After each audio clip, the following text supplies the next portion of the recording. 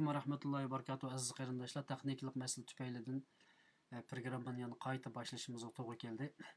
Deganimizdek xalqarodagi bizga munosabatlik masalalarga javob tepish uchun to'g'ri bir şekilde mulohiza, munozara qilib, bizning bu maydonda borligimizni bildirish uchun dunyodagi biz uchun tuzilgan o'yinlarda bizning eng to'g'ri g'albilik, to'g'ri bir rolni ilishimiz va yoki buning hozir bo'lishimiz uchun biz davomli ikkironimizda bizga munosabatlik har qanday bir masalaga diqqat bilan qaraymiz, buni mulohiza qilamiz, buning ilm ahllaridan buni so'raymiz. Albatta e'longa chiqarib qo'ygan men bir kun burun olimlarninki, ustoz atalganlarninki, professor, doktor atalganlarninki buning o'xshagandek ciddi masalalarga qarata darhol xalqimizga bir tushuncha berishini, ochiqlik berishini talab qilgan edik, ammo bugungacha asosan hech qanday bir kishi men bilan ulashmadi. Faqat ularga bir qancha kishiga men o'zim telefon qildim yoki xat yozdim, ammo ularning vaqtininki zich bo'lganligi tufayli bu masalaga vaqt chiqarolmay qoldi. Ammo bizning aktivistlarimizdan, siyosiy aktivlardan bir qancha qarindishimiz bununla o'zining bilishicha javob berib beqish, munozara qilish, xalqimizga o'rtaq bir shaklda bununla nima bildirish uchun, o'zining fikrini bildirish uchun bugün ikkironga keldik. Ikkironimizda aslında Şivisi'den Necat Turgun qarindishim, Amerika'dan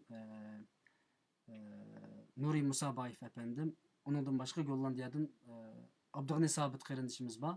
Ben aldı bilen sizlerge bu haberini taqdim qilmoqchiman ve bu haberni taqdim qilib bo'lgandan keyin mehmonlarimiz bilan ikkironda uchqishimiz ve bugünkü ciddi münazarımızı başlap ketimiz inşallah. Yaklaşık 25 bin kişiden söz ediyoruz. Peki bölgedeki DAEŞ militanlarına ne oldu? İşte o büyük resme bakacağız şimdi. O resimde DAEŞ var, Taliban var, Suriye'deki Amerikan üslerinden havalanan ve Çin sınırına terörist yağan esrarengiz uçaklar var.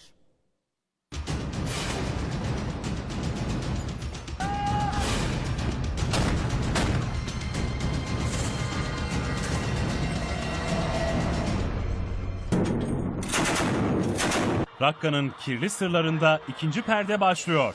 İlk sahnede Türkiye var. Bölücü terör örgütü PYD-YPG, Deir Zor bölgesinde ele geçirdiği Heccin'den tamamı Arap yaklaşık 25 bin kişiyi Türkiye'nin kontrolündeki Fırat Kalkanı bölgesine sürdü. Heccin'deki DAEŞ militanlarına gelince, hatırlayacaksınız, DAEŞ'ın başkenti ilan ettiği Rakka'yı ele geçirdiğinde bölücü terör örgütü DAEŞ'le anlaşmış, militanları silahlarıyla birlikte otobüslere doldurup başka bölgelere nakletmişti. Bu anlaşmayı ortaya çıkaran İngiliz yayın kuruluşu BBC de haberi Rakka'nın kirli sırları başlığıyla duyurmuştu. Emperyalizmin maşası olan terör örgütü şimdi yine aynı oyunu oynuyor. Ama iddia o ki DAEŞ militanları bu kez tıraş ediliyor, yeni üniformalar giyiyor ve Amerikan üslerinden kalkan uçaklarla Pakistan-Afganistan sınırındaki Vahan geçidine taşınıyor. Hedefse Çin. Vahan geçidi, Çin'de Müslüman nüfusun yoğun olduğu Sincar Uygur Özerk Bölgesi'ne açılan stratejik bir koridor. Bir süredir o koridordan ihraç edilen terörle mücadele eden Çin, yakın zamanda Afgan hükümetiyle bölgede üs kurmak için anlaşmaya varmıştı. Ama hemen ardından Amerika devreye girdi ve Taliban'la gizli görüşmelere başladı. DAEŞ'ın gölge lideri ve asıl bir numarası olarak bilinen Eminullah'la birlikte 10 DAEŞ komutanını daha 200 milyon dolar karşılığında teslim aldı ve Çin sınırına gönderdi.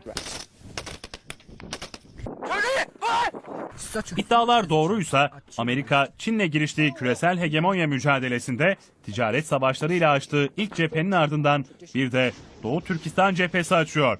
Çin'in bu hamleye nasıl cevap vereceği ise merak konusu.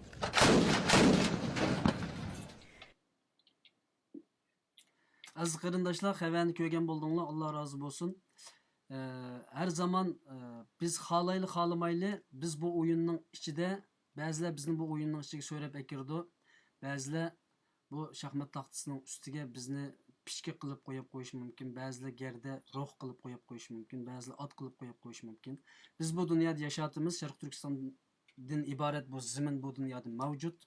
Uning uchun biz bu sahnaning ichida her zaman dünya bizni bu o'yinning ichiga tiqishi mumkin. Elbette biz bu oyunlarga hazır bo'lishimiz, bunun to'g'ri bir javobini tepishimiz kerak bo'ladi. Uning uchun biz bugun qarindoshlarimiz bilan birlikda buningga javob tepishga tirishimiz. Diqqatni mustaqillik, avtonomiya masalasiga emas, buningga o'xshagandek bizga munosabatli jiddiy masalalarga qaratib, buningdan keyin nima ish qilamiz, qaysi to'g'ri yo'lda mangamiz, qaysi shaklda biz strategiyamiz, siyosiy strategiyamiz, ijtimoiy masalalarimiz hal qilinadi degandek masalalarga qarasak texmi yaxshi bo'ladi deb o'ylayman. Uning uchun har holda tunugungi xabardan boshlab biz bu o'yinning ichiga tushadiganday qilamiz. Albatta bu o'yin to'g'ri bo'lsin, xato bo'lsin, yana biz buni o'ynashga majburmiz. Faqat eng muhim masala to'g'ri o'ynash, to'g'ri menish, bu dunyo siyosati bilan to'g'ri bir shaklda quchoqlashish, to'g'ri insonlar bilan birlashish, to'g'ri davlatlar bilan ittifoqlashish degandek masalalarda albatta biz suhbat orqali, fikr qilish orqali, tafakkur qilish orqali buning yo'lini tepib chiqa olamiz. Agar biz buning ko'zimizni yumib olsak, sen nima bo'lsang bo'l, sen askarni tashlavergin yoki yolg'onchilikni qilavergin yoki sen o'zingning projesi, planlarini tuzavergin, biz o'zimizning ishni qilaveramiz desak, bu intayin xato bo'lgan bo'ldi, dunyoga yetishmagan bo'lamiz. Buning uchun biz ilm ahllaridan buning javobini tepishga tirishimiz va xalqimiz, eng oddiy kishilarmi buningga o'zining fikrini, munozirasini qatolaydi inshaalloh. Bugungi suhbatni sizlar bilan birlikda ilib boramiz. Albatta ikramimizni ko'rib turyapsizlar. Nuriy Musaboyev efendim, Abdug'ani Sobit efendim ve Necap Turg'un efendimler bugün o'zining fikrlarini bunga qo'ydi. Assalomu alaykum mehmonlar, ikramimizga xush keldinglar. Alloh rozi bo'lsin sizlardan. Va alaykum assalom, rahmat, xush bulduk. Men so'zni Nuriy Musaboyev efendimdan boshlayman deb o'ylayapman. Siz bu xabarni birozdan oldida deyishganimizdek o'zingizning Facebook'ida e'lon qilib qo'yganligingizni dedingiz. Hem bu xabaringizdan bağlılığını dediniz. Çünkü biz bu işkiranға çıkışını fakat 2 saat burunlan planladık. Onun için hatta işkiranda sizlerinin isminlerini yazışıp ülgünmüdüm. Xabarning temasini qo'yishga ulgurmadim. Ciddi bir şekilde işkiranға çıkışga mecbur olduk. Çünkü bu biz için nurg'un kishilar buningga javob tepishga ihtiyoç bo'layotdi. Bir qancha olimlarga, strategiyachilarga men telefon yoki xat yozib baqdim, ulardan javob olmaganligim uchun. Ular ham aldirashgan. Sizlar bilan birlikda biz bu mulohazani qilamiz. Balki mulohazamiz xato bo'lishi mumkin, to'g'ri bo'lishi mumkin, ammo biz buni o'rganishimiz kerak. Albatta sizlarmi bugungi siyosiy maydonlarda mavjud bor insonlar, nurg'un fikrlarni berayotgan insonlar. Uning uchun bugun bu masalada xalqimizga to'g'ri bir shaklda fikr qilishga tirishimiz va bir qarshi fikrlarni o'tirib qo'yishimiz bugun bir-birimiz bilan. Nuriy sizlar biraz ikramga biraz yaqinlashib qo'ysalar taqim yaxshi bo'ladi. Sizni taqim yaxshi obdaroq ko'rib olaylik. İkranda bo'lsinmi biz bir-birimizni ko'rishib turaylik inshaalloh. Ya'ni bu xabar to'g'rimi? Bu xabarga qanday qaraysiz? Buni avval sizdan so'ray. Assalomu alaykum Hüseyin, assalomu alaykum aziz vatandaşlar. Endi bu xabar rost degandek televizorda chiqqaniga bir shikkim bo'ldi, ammo mushtaq mish-mish xabarning taqib chiganligidan xabarimiz bor. Jamiyatlarda buning qishloqni taqib chigan, ammo bu bir davlatning televizorida o'chqashlar chiqqaniga shikkim bo'ldi. Bu xabarning rost yolg'onligini uni biz bilmaymiz, bu taqib odam shular bo'ldi, qancha rost, qancha yolg'onligini, ammo faqat tegi yo'q bir xabar. Maslab qarayman men azroq bir asosi, chunki Turkiyaning bir davlat bo'lgandan keyin ma'lum istixborotga ega, azto'li bir uchurlari bor. O xabar chiqdi. Endi bu xabarni nimcha endi chiqadi deydigan yer qildi. Nima uchun burun chiqamay endi chiqirdi. Chunki xabarning mazmunida adı Amerikaga qarshi bir xil bir nim kuch ko'rsatishdi. Amerikaga bo'lgan dushmanlik, Amerikani yomon ko'rsatish, Amerika bilan Amerikani Xitoyga silish, ya'ni misol bir nimasi bor. Uyg'urlar bilan Amerikaning o'rtasidagi munosabatlarni bir tarafga qarsangiz yaxshilash tarafga ketib qolgandek, bir tarafga qarsangiz yomon tarafga ketib qolgandek bir aralashma bir odamni o'ylantiradigan bir xabar mazmun bor. Endi nima uchun hozir Turkiya buni chiqadi deganda Turkiya bilan Amerikaning munosabati necha yaqin 3-4 yildan yomonlashib, hozir xil ig'ri yerga kelib qoldi. Chunki Turkiya Amerikaning o'zining istagan bir maqsadiga yetolmaydi. Amerikani o'zining deginiga Turkiyani keltirolmaydi. Bu jihatdan Turkiya biraz passiv. Çünkü Türkiye Amerika sözlüğün iqtisadi jihatdan bo'lsin, hamma jihatdan bir aciz bir davlat bo'lg'achqa, o'ziga bir yaqin bir do'st izlash uchun bu Xitoyning oldiga borgan, bu do'stlikni texnik zavodlantirish, texnik mustahkamlash uchun bu yerda qarasak Uyg'urni azroq qurbon qilish ehtimoli bor Turkiyaning. Chunki Turkiya azroq shu Ochiqashkari Amerika bu ISISni ko'tarib olib kirib Doğu Turkistonga olib kirdi, Afg'oniston va Ankara'da deb Xitoyning burundan mushkulani bor, mushundaq bir andishi bordi. Mush tarafdan ya'ni 2-3 yil burun Afg'oniston, Tojikistonda Xitoy o'zining bir tag'liq to'pisiga bir baza qurib olgan. Ya'ni Vahan koridoridan o'tgan har qanday bir chet elliklarni to'sayman degan bir niyatda Tojikiston bilan kelishib birinchi qatam o'zining qo'shni davlatlariga bir harbiy baza qurgan. Xitoyning bir nimasi bor, tayyorligi bor. Bunga bugun Turkiya qarshi chiqib bu xabarni berdi. Bu yerda biz Uyg'urlarni bir turib azroq qurbon qildigan bir taraf ketib qolgandek deb his qilyapman. Chunki Turkiya o'zining ojiz vaqtida bizni Xitoy bilan birlashib azroq bir manfaatga bizni azroq qurbon qilgandek turdi. Endi men bu xabar chiqqandan bir azroq xushu ayrimi bor. Nimga aytsangiz, vatandagi ish yomon burqib ketdi. Bu yerda hech bir ish yo'q. Chiqamay verdi. Millionlab xalq yotdi. Xalqlarning diqqati u yoqqa hech qartilmadi. Endi bu voqealar bizda Xitoy mumkin xalqlarni bir yumshoq diplomatik tillarni hech qaysini anlamadi-ku. Nima qiladi? Ham buning qarta bu yerda bir qattiq qo'lliqroq bir harakat bo'lib, Xitoyni bunga bir bir tezroq bir ehtiyotga javob beramdiki degan bir shaklda bu xabar chiqib, u yoqqa bir shunday nishon ketib qoramdi degan bir umidda, ya'ni xo'shalliqmi bor. Chunki Xitoy qarta bir ogohlantirish bormi-da. Ikkinchi bu nimani qo'yib qo'yganda hamda Xitoy bundan ansiraydi. Chunki Xitoyning ansiraydi bu yo'llar, ya'ni bizning Sharq Turkistondan tortib bu Afg'oniston, bu Farg'ona va Vahan koridori bu yerda Xitoyning yangi o'tirib qo'ygan bir balbaq bir yo'l programmasining yo'lning eng g'olliq yo'li. Yaning bexatarligi Xitoy uchun hatto Sharq Turkistonda ham o'yinsak bo'ldilar. Chunki Sharq Turkistonni besib olgan necha ming askar bor, bu yer saqlanadi. Lekin mar rayonlar ularning territoriyasi emas. Bu bir balbaq bir yo'l, strategik neft turblari, savdo yo'llari hammasi bu yo'lda o'tadi. Bu yer qo'g'daqsiz. Agar bu yerga rast degandek shu Sharq Turkiston mujohidlari va yoki boshqa chet el kuchlari shu rayonga berib qolsa, albatta Xitoyning qutug'i bir nima kuchidi. Bu yerda bu Xitoy xotirjam bo'lolmaydi. Buni balkim bu bir davlatlar o'yini orqali o'ynaydi. Balkim Amerika, Turkiya ikki jihatda bir o'yin o'ynab, bu xabar chiqib o'ynayotganda Xitoyga qarshi buni ham bizning yetarli axborotimiz yo'q, bilmaymiz. Ammo bu xabardan Uyg'urlar nihoyatda deymiz diqqat qilishimiz kerak-da. Belki hayajonlanib ketib, uni atlapla Japoniyada ketmasligimiz kerak. Ammo ehtiyot qilishimiz kerak. Ammo kelayotgan fursat bo'lsa, uni qajirib qo'ymaslik kerak. Shuningga nihoyatda sovuqqonlik bilan, aqlliq bilan mumkin bo'lsa istixborot kuchlarimiz bo'lsa, O masalalarga men birozdan keyin kelaman. Ya'ni biz nima ish qilishimiz kerak degan savolni men birozdan keyin so'rayman. Hozirgi asosli masala buning hamda oxirida bir tussizlik bilan bir javob bersa, undan keyin bu ikkilan qarindishimizning so'zini o'tib, yana so'zni sizlarga qaytarib beraman. Bu xabarningki rostlik va yoki xalqaroning mushundaq bir o'ya o'ynash ehtimoli bormi yo'q degan masalaga qisqaroq bir javob olaysizlar. Bu xabardan baydadim Rossiyaliklarga %100 yansop rastlamasimi 5-10% asosi bor.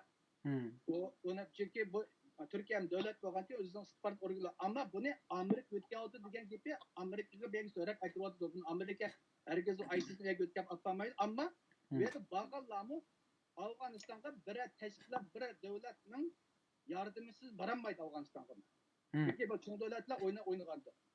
Bu xabar shu, bunday bir o'yinni xalqaro o'ynaydigan vaqt kelsa o'ynayotdi deb qarayman.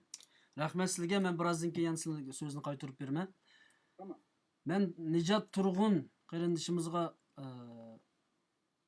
bir savol qo'ysam, ya'ni bu Farg'ona vodisi va Vahan koridori masalasi mencha Xitoyningki eng beshini og'ritayotgan bir masala deb qarayman burundan. Chunki bizningki chet eldagi eng yaqin chegaralarimizning ya'ni yaqin bir yer. Albatta menning xabarim bor, bu Qochqin karvon deb bir kitob bo'ldigan. Bu yerda ayni zamonda Sharq Turkistondagi shu xo'jalarningki avlodlarimi Vahan koridori orqali chet elga qochgan bir roman bor edi. Shuning yaxshi so'zlandi bu Vahan koridorining muhimligi. Xo'sh, Xitoy nima uchun, ya'ni Turkiya birinchi bo'lib Turkiya nima uchun bunday bir xabarni chiqardi va yoki Xitoy tarixdan bu yerdan mening ko'rishimdagi qo'rqamdi bu yerdan. Balkim xato bo'lishi mumkin. Bu coğrafiyalik orundan rasıl qo'rqamdi bu yerdan kirayli. Bo'lsa biroz keyinroq o'ltirsa yaxshi bo'ladi. Nejat. Endi assalomu alaykum Sayın Qari. Meni bu suhbat taklifingizga oldin rahmat aytaman. Shuningdek ekran oldidagi barliq qimmatli qarindoshlarning qimmatli vaqtini chiqarib buningga qadam tashlashga buning rahmat va tashakkurimni bildiraman. Shuning bilan demoqchimanki, oldindan bu xabarniki nima uchun chiqqanligi nimasiga kelsak, bu xabarning chiqishi nimadan uchun chiqqanligidan buyon buni nima qilishdan burun buning xabarning chinlik chin emasligiga bir diqqat qilishga tavsiya qilaman barliq vatandoshlarni. Chunki xabar bir markazdan bir kanaldan chiqiliq. Albatta buningda tünögün etigende YouTube'daki Sesli Makale degan programdan başlangan bu xabar.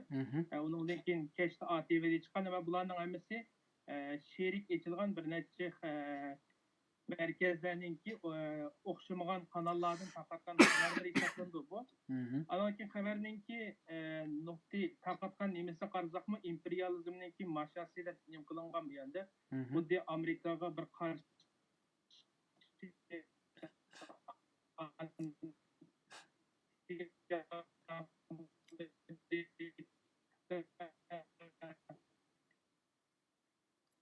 Sizdeki avazda bir üzülüş var Necat. Avaz biraz üzülüp aldı. Avazımı anlatamdı sizge. Biz anlatıyoruz. Avaz biraz üzülüp aldı Necat'ın avazı. Belki bu toru ile münasebetlik. Ben Necat'ınki toru oңшалгыч arlıqda Abdügani Sabit efendimni men sözü teklif kılıverey. Abdügani Sabit bununla o'xshash savolni so'ramdim yoki u savol tushunishga bo'lgan bo'lsa bunga o'zlarininki bir ko'z qarashini o'tirib qo'yib baqsin.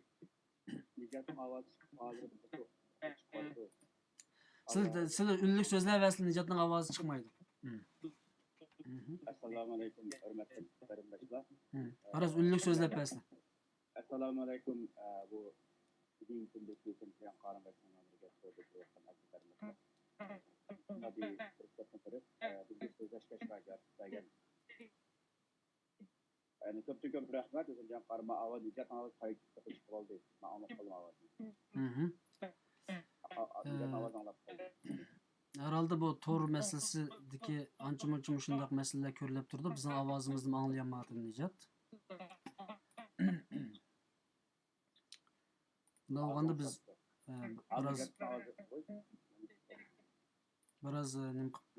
biraz saqlab baqaylı. Xo'sh. Endi davom qilsan Abdug'ani. Assalomu alaykum. Mushu to'r oldidagi qarindoshlar va mushabbiy fursatni chiqarib bugungi bu Turkiya ATV'de chiqqan bugungi xabar qarsak dunyoning har qaysi joylaridan qarindoshlarniki manga ko'rsatgan men bu xabarni qaytib ko'rdim. Ko'rib chiqib bu yerda mening diqqatim chekkan nuqta nazari bu bo'ldiki apay bizning Amerika va Nijatlarni o'tirib qo'ygandek bu yerda imperial kuchlar va shunlardagi islomiy davlatlar shundan birga masalan bu yerda Xitoy degan o'tish orqali bu yerda masalan Şinjan degan bu so'zni ishlatishiga masalan bu mening bir qadar diqqatimni tortdi. Meniki deydigan fikrim shuki, bu xabar sizning so'ragan bu xabar rasmiy yolg'onmi? Uning chinlik darajasi qanchalik degan savolga kelgan bo'lsak, chunki dunyoda davlat nurg'un axborot vositalar va nurg'un istixborot organlari bor. Chunki dunyodagi davlat tadqiqot organlari, istixborot organlarininki bu to'g'riliq bir chiqqan bir xabar Turkiyaniki ATV'lik boshqa bir xabar manbasini ko'rmadim. Shuningga faqat bu masala buning chinlik masalasi qaragan vaqtimizda ham navbatga reallik vaziyatga qaragan vaqtimizda Abdug'ani sizlar ovozni shu mikrofonni og'zini tutib kelib qo'ysizlar, ovozlar bek bo'sh. Bu xabarniki masalan men chinlik darajasiga qarata men ishonch bilan qaramayman. Chunki bu to'q chiqilgan bir to'qlim xabar deb qarayman. Meniki chiqqan to'qlim xabar deb qarayman bu yerda. Agar siz chinlikni so'rasa qolgan munozaraga keyin kirsak bo'laverdi. Lekin bu yerda bu degan gap bu yerdagi yo'qdan chiqqan gap emas. Bu yerda buning oldingi yilda bir qancha burun bu to'g'riliq ba'zi bir maqola chiqqan-ku, masalan, maqola chiqqan. Buningga ayrim kiramiz. Lekin mushu xabar to'g'riliq chiqqan bo'lsa, bu yerda masalan Xitoyning chegarasi deb akilib, bu yerda faqat Sharq Turkiston degan deyishning o'rniga masalan Şinjan bu so'zni ishlatish, masalan, bu yerda nurg'un masalalar bor shunga.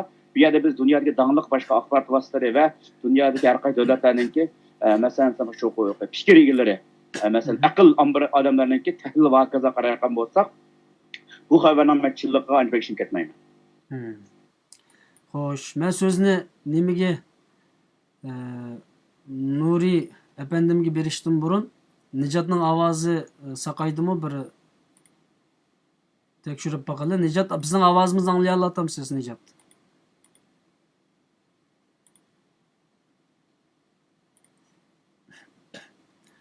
Nijatni men ekran qaytadan olaman. Vaqtcha Nuri efendim o'zining fikrini bayon qilgach tursin.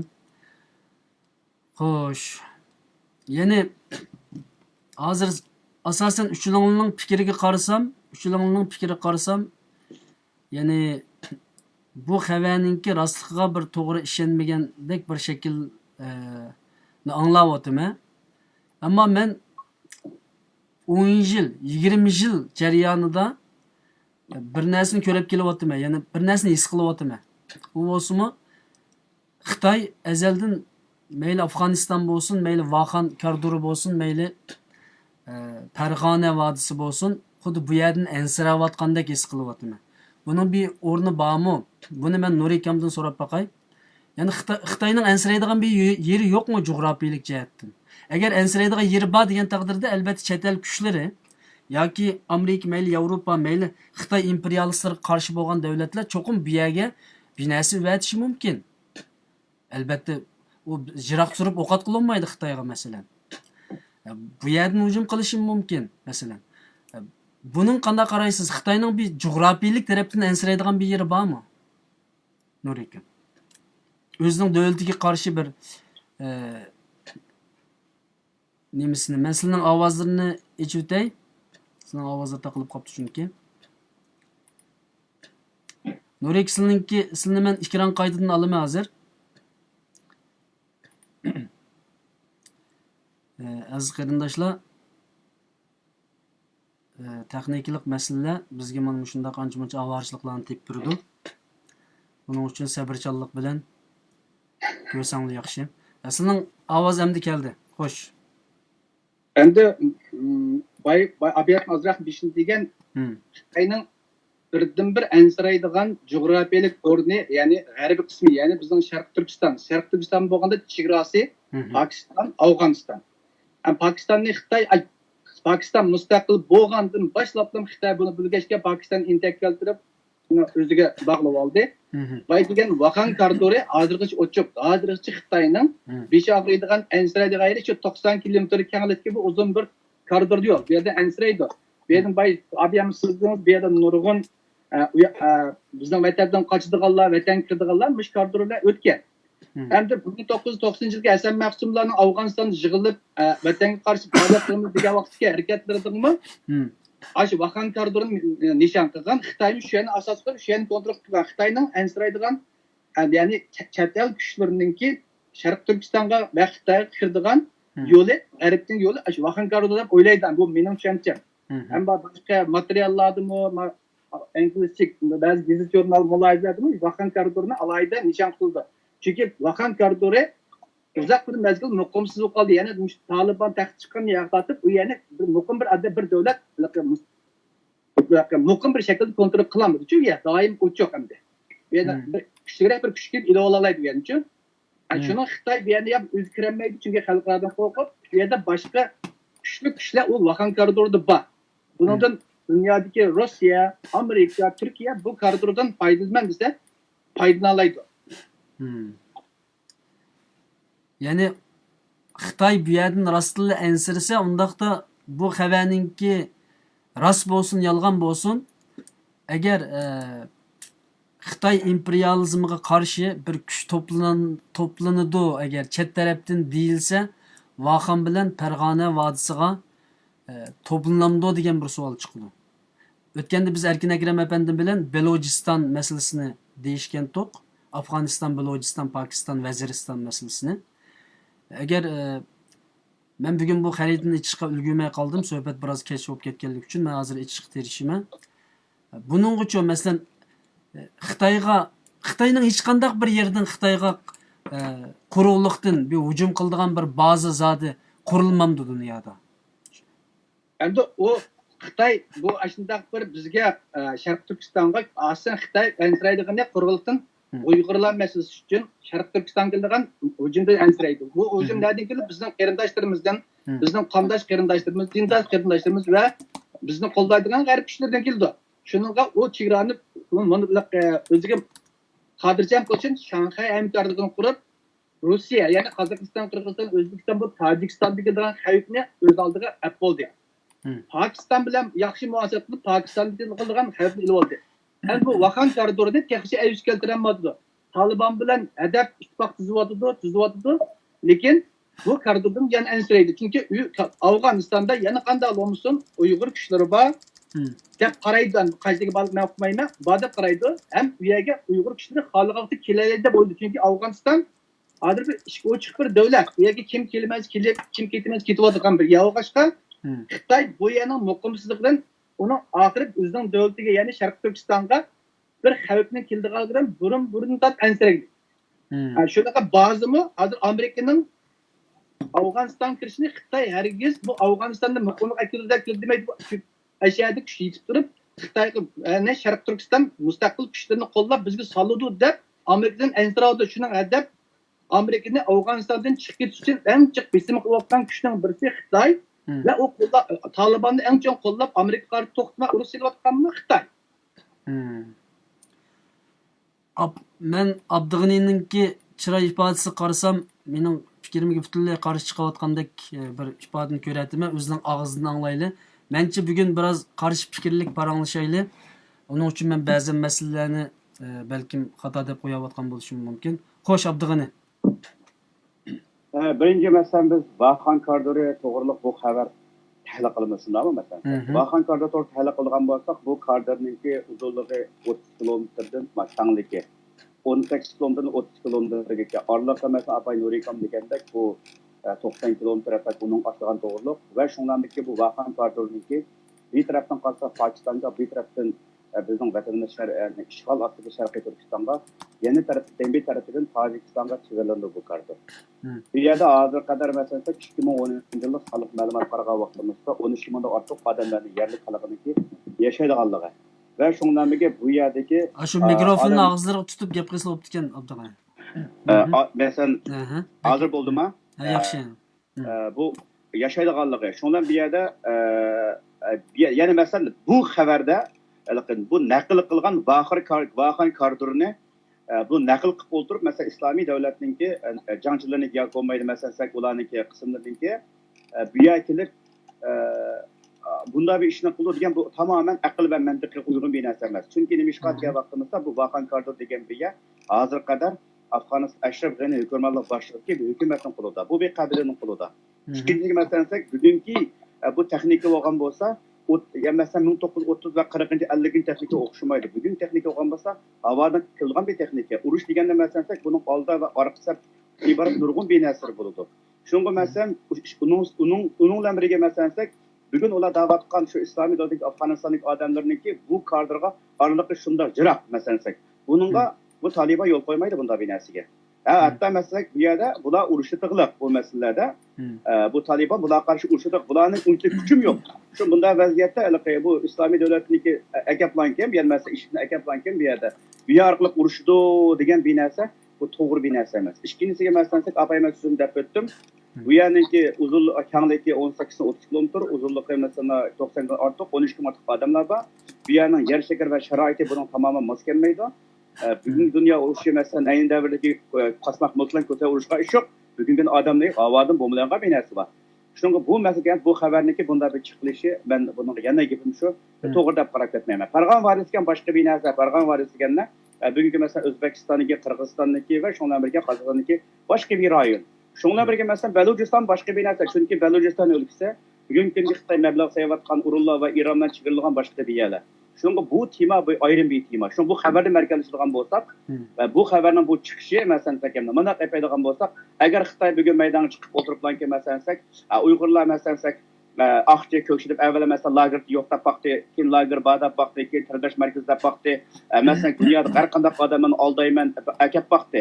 Lekin bu yerda har qaysi qandash bunun tirishchanliklari va shundan birga dunyodagi aqko'ngil va samimiy odamlarniki maydonga chiqishi bilan Xitoy ba'zi bir davlatlarni o'ziga akirishga majbur bo'ldi bugungi kunda. Bunda bir ahvolda Xitoyning yolg'onchilik boshib chiqyapti. Chiqayotgan vaqtimizda albatta Xitoy o'ziga ishonchli bir odamlar chiqibdan keyin shunda bir kuch masalan terrorizm bu yerga yetib keldi deganni bir aqliy olsa, bu vaqtda Xitoydagi Sharqiy Turkistonning ichidagi qilayotgan o'zining jinoiy qilmishini haqli ko'rsatib, xuddi masalan 2000 yildan tortib bugungi kunda qadar xalqimizni qirg'in qilgan bariga ba'zan biz siyosiy nasllardan, ya'ni xalq qilayotgan zulm naslini o'zini qochirdi deb o'ylayman.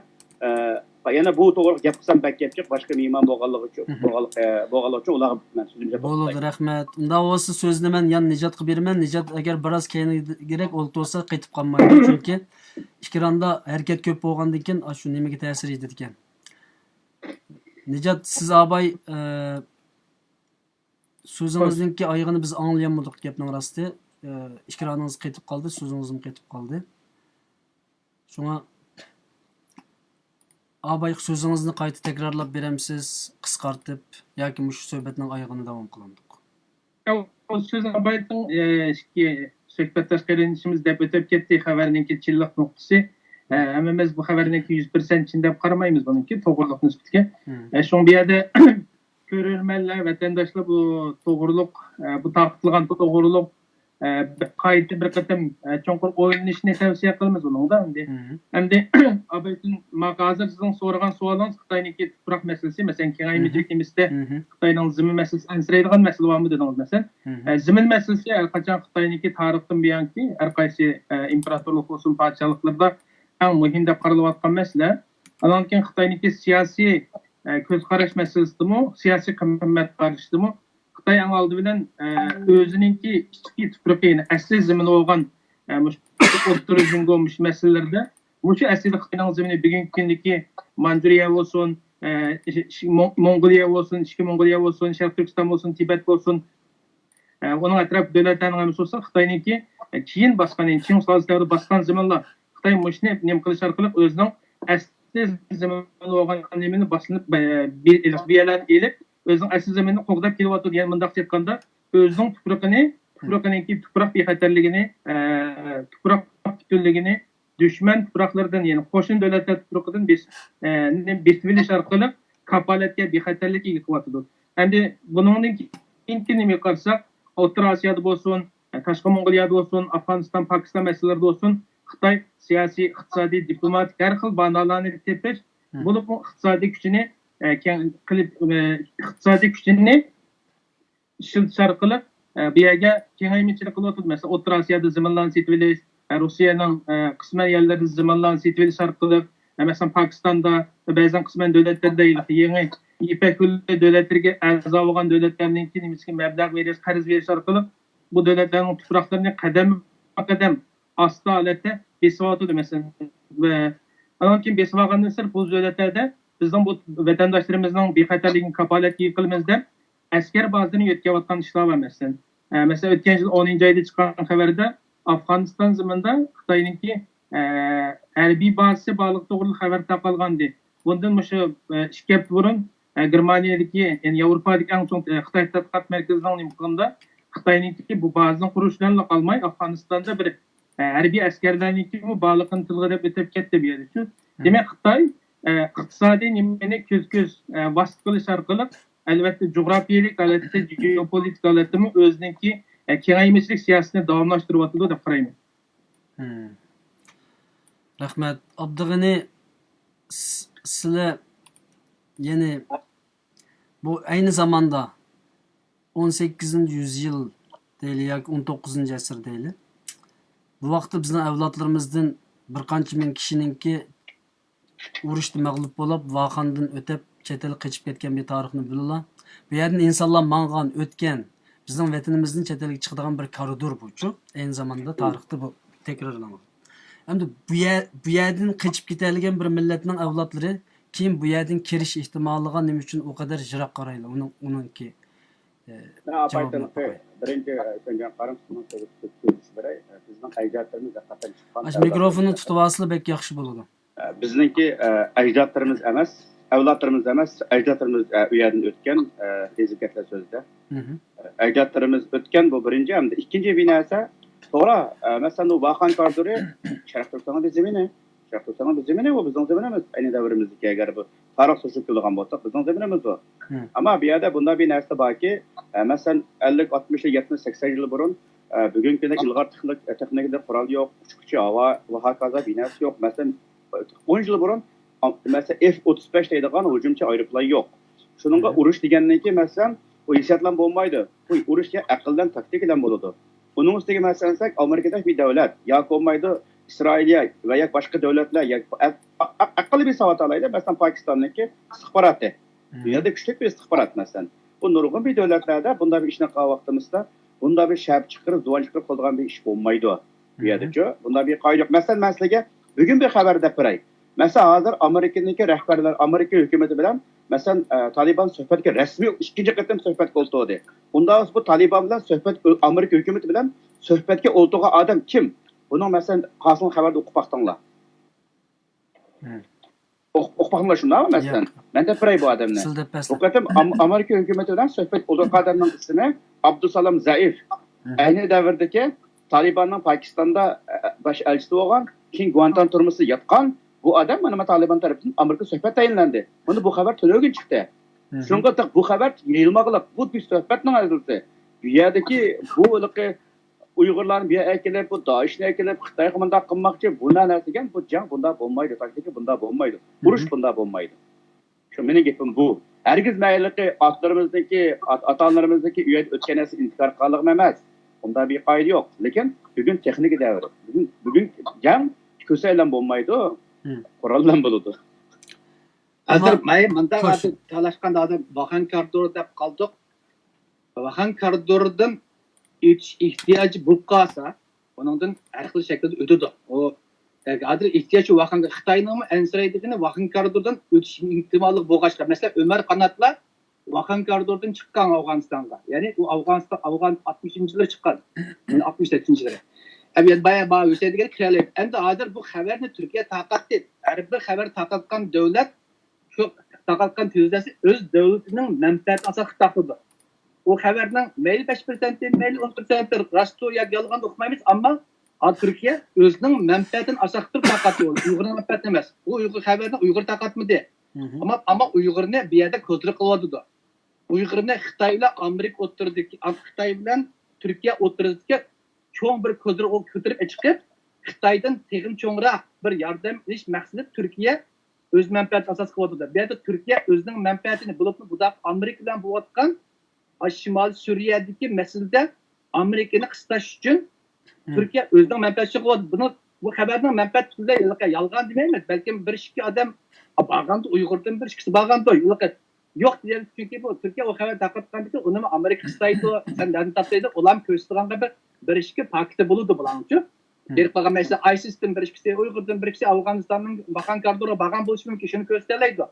Ama niçin bunu digende Türkiye bunu hiçbir zaman Uygur'un menfaati için Uygur'u şıgılattırıp Uygur'u ayırıp tutturuşamaz.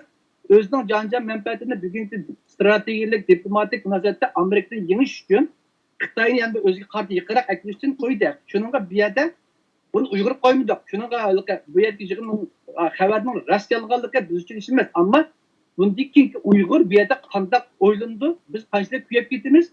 Küyemdik, küymemdik. Bunun biz kandak paydamız bunu gösterdik bu. Elbette. Elbette. Daha isil gep. Ben söhbetini üçünglarga koyup biray, üçünglar biraz tartışыңlar. O'xshash gapni jiq takrorlamayli. Men sizlarning qarshi fikringlarni anglash uchun tirishim, chunki uning uchun men biraz qarshi fikr qilyapman. Bu Afg'onistonda Uyg'urlar Xitoyga qarshi bir harakat qildi deyli. Afg'oniston bilan Vaxanning nima farqi borki? Afg'onistonda Uyg'urlar chiqib o'g'irlashdi, harakatlarni qildi. Masalan, biz endi uni Xitoyga qarshi emaslik masalasida uni ayrim tortishimiz Afg'onistondagi Uyg'ur askarlarininki masalasini. Ama Vaxanda bo'lib qolsa qanday bo'ladi bu? Afg'onistondagi o'rinlashgan Uyg'urlar Vaxanda bo'lib qolsa qanday bo'ladi bu? Hozir men uchuningning nimizdan bir narsa sezyapmanki, xuddi Vaxanga Sharq Turkiston mujohidlari kelsa, faqat bo'lmaydiganligidan iborat bir narsani jiddiy his qilyapman. Ziyon nada? Buni uchunligiga qo'yib biray bir barangiz bor. Abdug'aniydan boshlaymiz. Ben bu fikre katılmayayım ama mesela Vahanga Uygurlar kelse bombaydı diyen ben bunda bir fikir demez. Ben bu fikre katılmayayım. Ya, Şundan birge Uygurlar kes bombay degan qaytilmamlab kes bolu degan Uygurlar kelse bombaydı diyen katılmayayım. Uygurlar kelse kıslardı akıllı bombaydığanda his kıllardı o bana. Ha şundaq narsa his qilyaptimiz sizlarni. Lekin ben yok. Hı. Mesela bizdeki Şərq Türkistan tupraqı besilgan bir devlet. Bizning besilgan devletimizni biz siyasi ya yumshoq va qattiq kuchdan bizning tartib berish huquqimiz bor bizniki.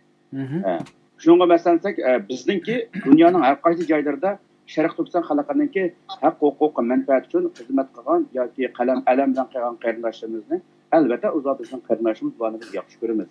Chunki Xitoy davlati xalqimizni buni mushtaq qilishga majbur qilganlik. Chunki besilgan bir tuproqdagi bir odamninki o'zining huquqini qo'g'dash haqqi bor bu yerda. Ama bu ılgı benim yerkede oturup koygan nersem, Vahanga Uygurlar kelse karşı diyen bir nerse emez. Bir yerdeki mesele, onun şart hazır buldu mu, hazırlanmadı mı, uyanın coğrafiyalik altı kandak, şarayet kandak, bunun arkası var mı, vakaza, ben bu mesele demek ki, ben karışamaz onunla. Allah razı olsun. Ben bir yerde Mehmet Toqta Efendim'ninki bir fikrini anlayıp ötey, çünkü hazır çok ışık girip giderken birazdan ki olmak istedim. Sözünü anlayıp etkendiğin ki, ben de sizlerle sözünü kaytırıp vereyim. Assalamu alaikum Mehmet Toqta.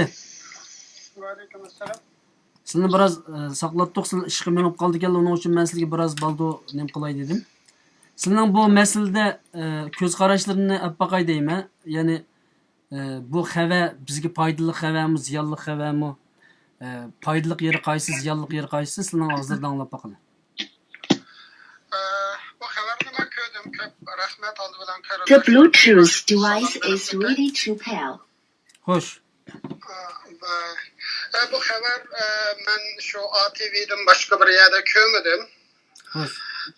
Biraz izahatını verip koydum. Çünkü ötkende Ürümçü'ye verip Mesela Xitayla teklif kılgan kanalının birisi Türkiye'deki ATV kanalı etti. Bu ATV kanalı da 10 gün bulmadı.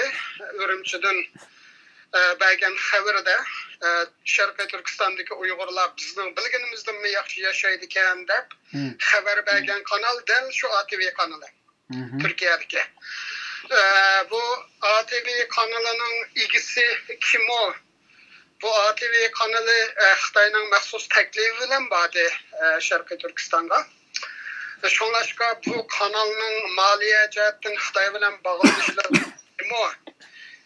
Bunu bilmey durup bu xəbərinin nima məqsəddə zakaz qılınğanlığına hüküm qilish biraz tərs. Bu birinci mənim qoyduğum sualım. İkincisi bu sualın bu xəbərin beriliş tərəqisi qarasaq, qandaqdır Xitayның Uygurlarga qarşı terrorizmni bahane qilib Uygurlarni bastırıvatkan, şu hazır elip bervatkan siyasetiga nisbatan haqqoniylik berish, Xitayga haq berish, Xitayning qilgani to'g'ri deganni yoki shu ko'z qarashga zimin hozirlash uchun tayyorlanayotgan bir xabardek ta'sirot berdi menga. Shunlashqa bu xabarga ayta ehtiyot bilan muomala qilish lozim. Chunki hozir Uygurlarning har qanday bir ishi xabari bo'layotgan shunday sharoitda g'arb matbuotlarida shunchalik bir cho'ng ishning ATV'dan boshqa hech qanday yerda xabar berilmaganligi insonni ayta ig'ir o'ylantirdi bu xabarning rostligi haqida. Endi yana bir tarafdan Xitoyning o'sha o'tgan yildan boshlab Tojikiston bilan Afg'onistonning Vahan koridori atrofida askariy baza qurmoqchi bo'lganligi bu aniq. Xitoyning bu qurmoqchi bo'lgan askariy bazasiga O'rta Osiyodan Hindiston qatorliq nurg'un davlatlar bunga qarshi turgan. Endi Xitoy shunday bir xabarni zakaz qilish orqali biz bu yerga baza qo'ymasak bo'lmaydi.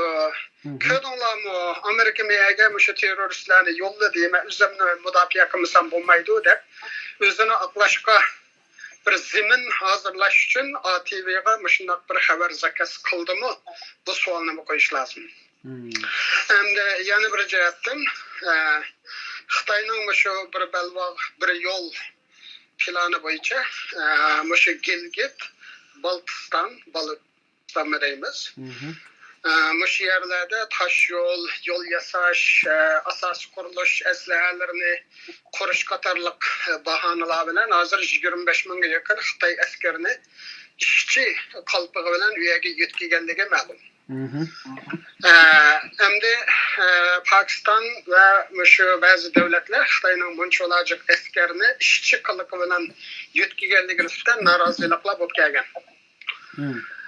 Bu norozilikni besish uchun menda Xitoy shu ishchi qiliqidagi askarlarni Afg'onistondan Vahan koridori orqali shu yerga yetkazishga bir bahona izlayapti. Buni o'ylash lozim. Shuning uchun bu xabarga hayajonlanib ketgan xabar emas, balki biroz o'ylab qo'yadigan xabar.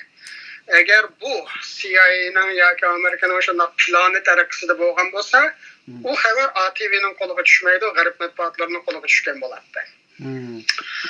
Shunlashqa bu xabarda bir qasddanlik ATV'dek bir televiziya kanalining o'tganda Urumchidan bergan Xitoyni oqlab bergan xabarlar bilan buni birlashtirish lozim endi. Ikki chekitni birlashtirib bir rasmning cho'ng tarafini ko'rishga to'g'ri keldi. Shu sababdan bu xabarni aytib zakaz qilingan mencha asosi bo'lmagan bir xabar. Sizning degan gaplar to'g'ri bo'lsa, nima uchun shu kunki Xitoyningki zulmini unchalar emaskan deb oqlash xarakterida ATV xabar ishlagan bo'lsa, uchun Turkiya tashkilotlar bunga bir bayonotnoma bermadi va yoki qarshi chiqmadi.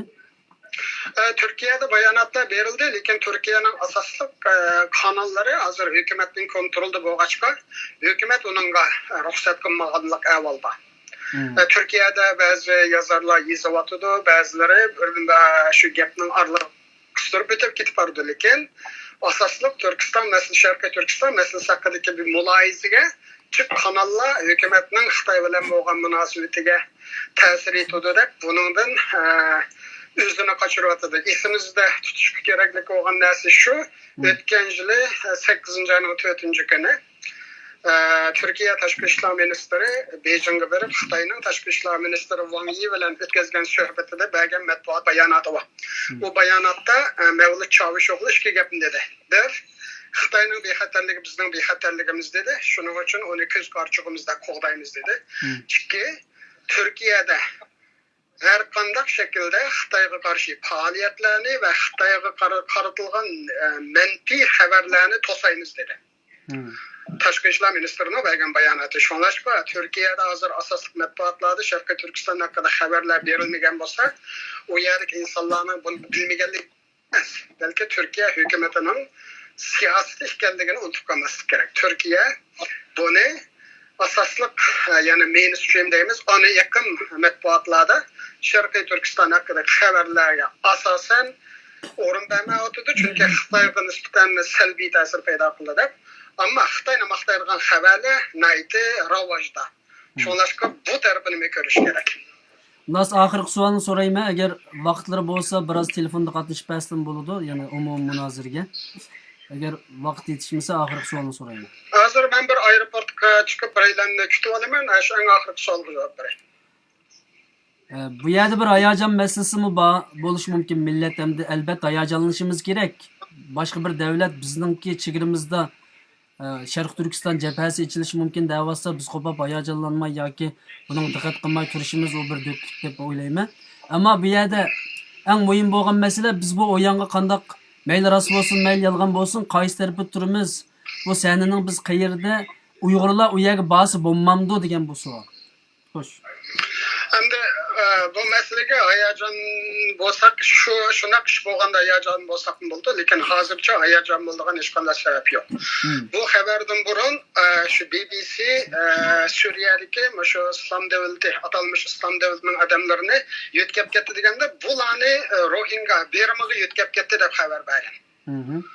Bu yangi xabar emas. Ya'ni bir kun Birmaga yetkazsa, bir kun Afg'onistonga yetkazsa, bu xabarning yana bu yerda toza tutami yo'qligini ko'rsatadi. Ya'ni o'xshash islom davlatining askarlari hem Birmaga bag'idek, hem u yerga bag'idek u bir aqlga sig'maydigan bir ish.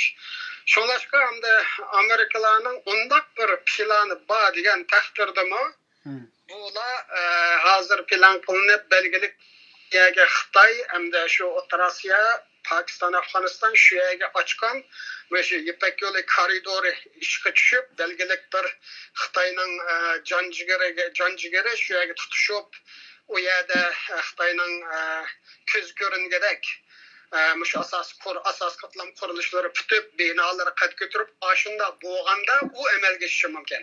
Hozir hech ishdan hech yo'q, yo'l yoz savatqallar bilan o ishning bo'lishi natayin. Anadan keyin agar shunday ish bo'ldi degan taqdirdami, buni Uyg'urlar hamda bak hayajon bo'lib ketmay, Suriyaga bo'lgandek voy men ish vakanda buni yugurib ketmay, og'amchining qo'li kimning uchida? Bu Xitoyning uchidami nerede? Bunun bir sürüştük bakıp anadaki hayacan buluş lazım. Çünkü sizler başta programının beşide değil, biraz anladım. Bu şahmat taxtısı da hem de. Biz özümüzün ornunu kolumuzda kançılık güç var, zapısımız var. Bulanı bilişke doğru kilidi. Aldı ölen şu hoşnu devletlerde Suriye'de boğandık bir kalaymakançılık çıkkanda anından keyin bazı işler yüz veriş mümkün. Hazırca o devletlerde onda kalaymakançılıklar yok.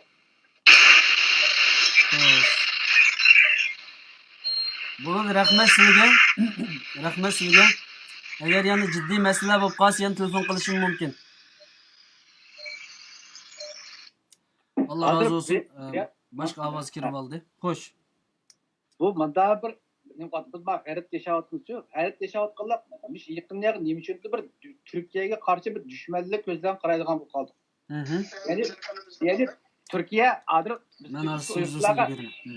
yaxshi muomala qilmadi ine. Bunu bilemez. Türkiye yani burunqidek meclisine geri çıkıp vaqtimiz degan diye vaziyat çıkmak.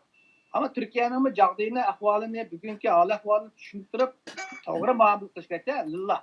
Yani Türkiye'nin nayt hozir aytlar hozir Mehmetne gapdan Türkiye'ye qarshi bir xil dushmanlik bu. Türkiye'de hech qanday Uyg'urlar xabar bermadi.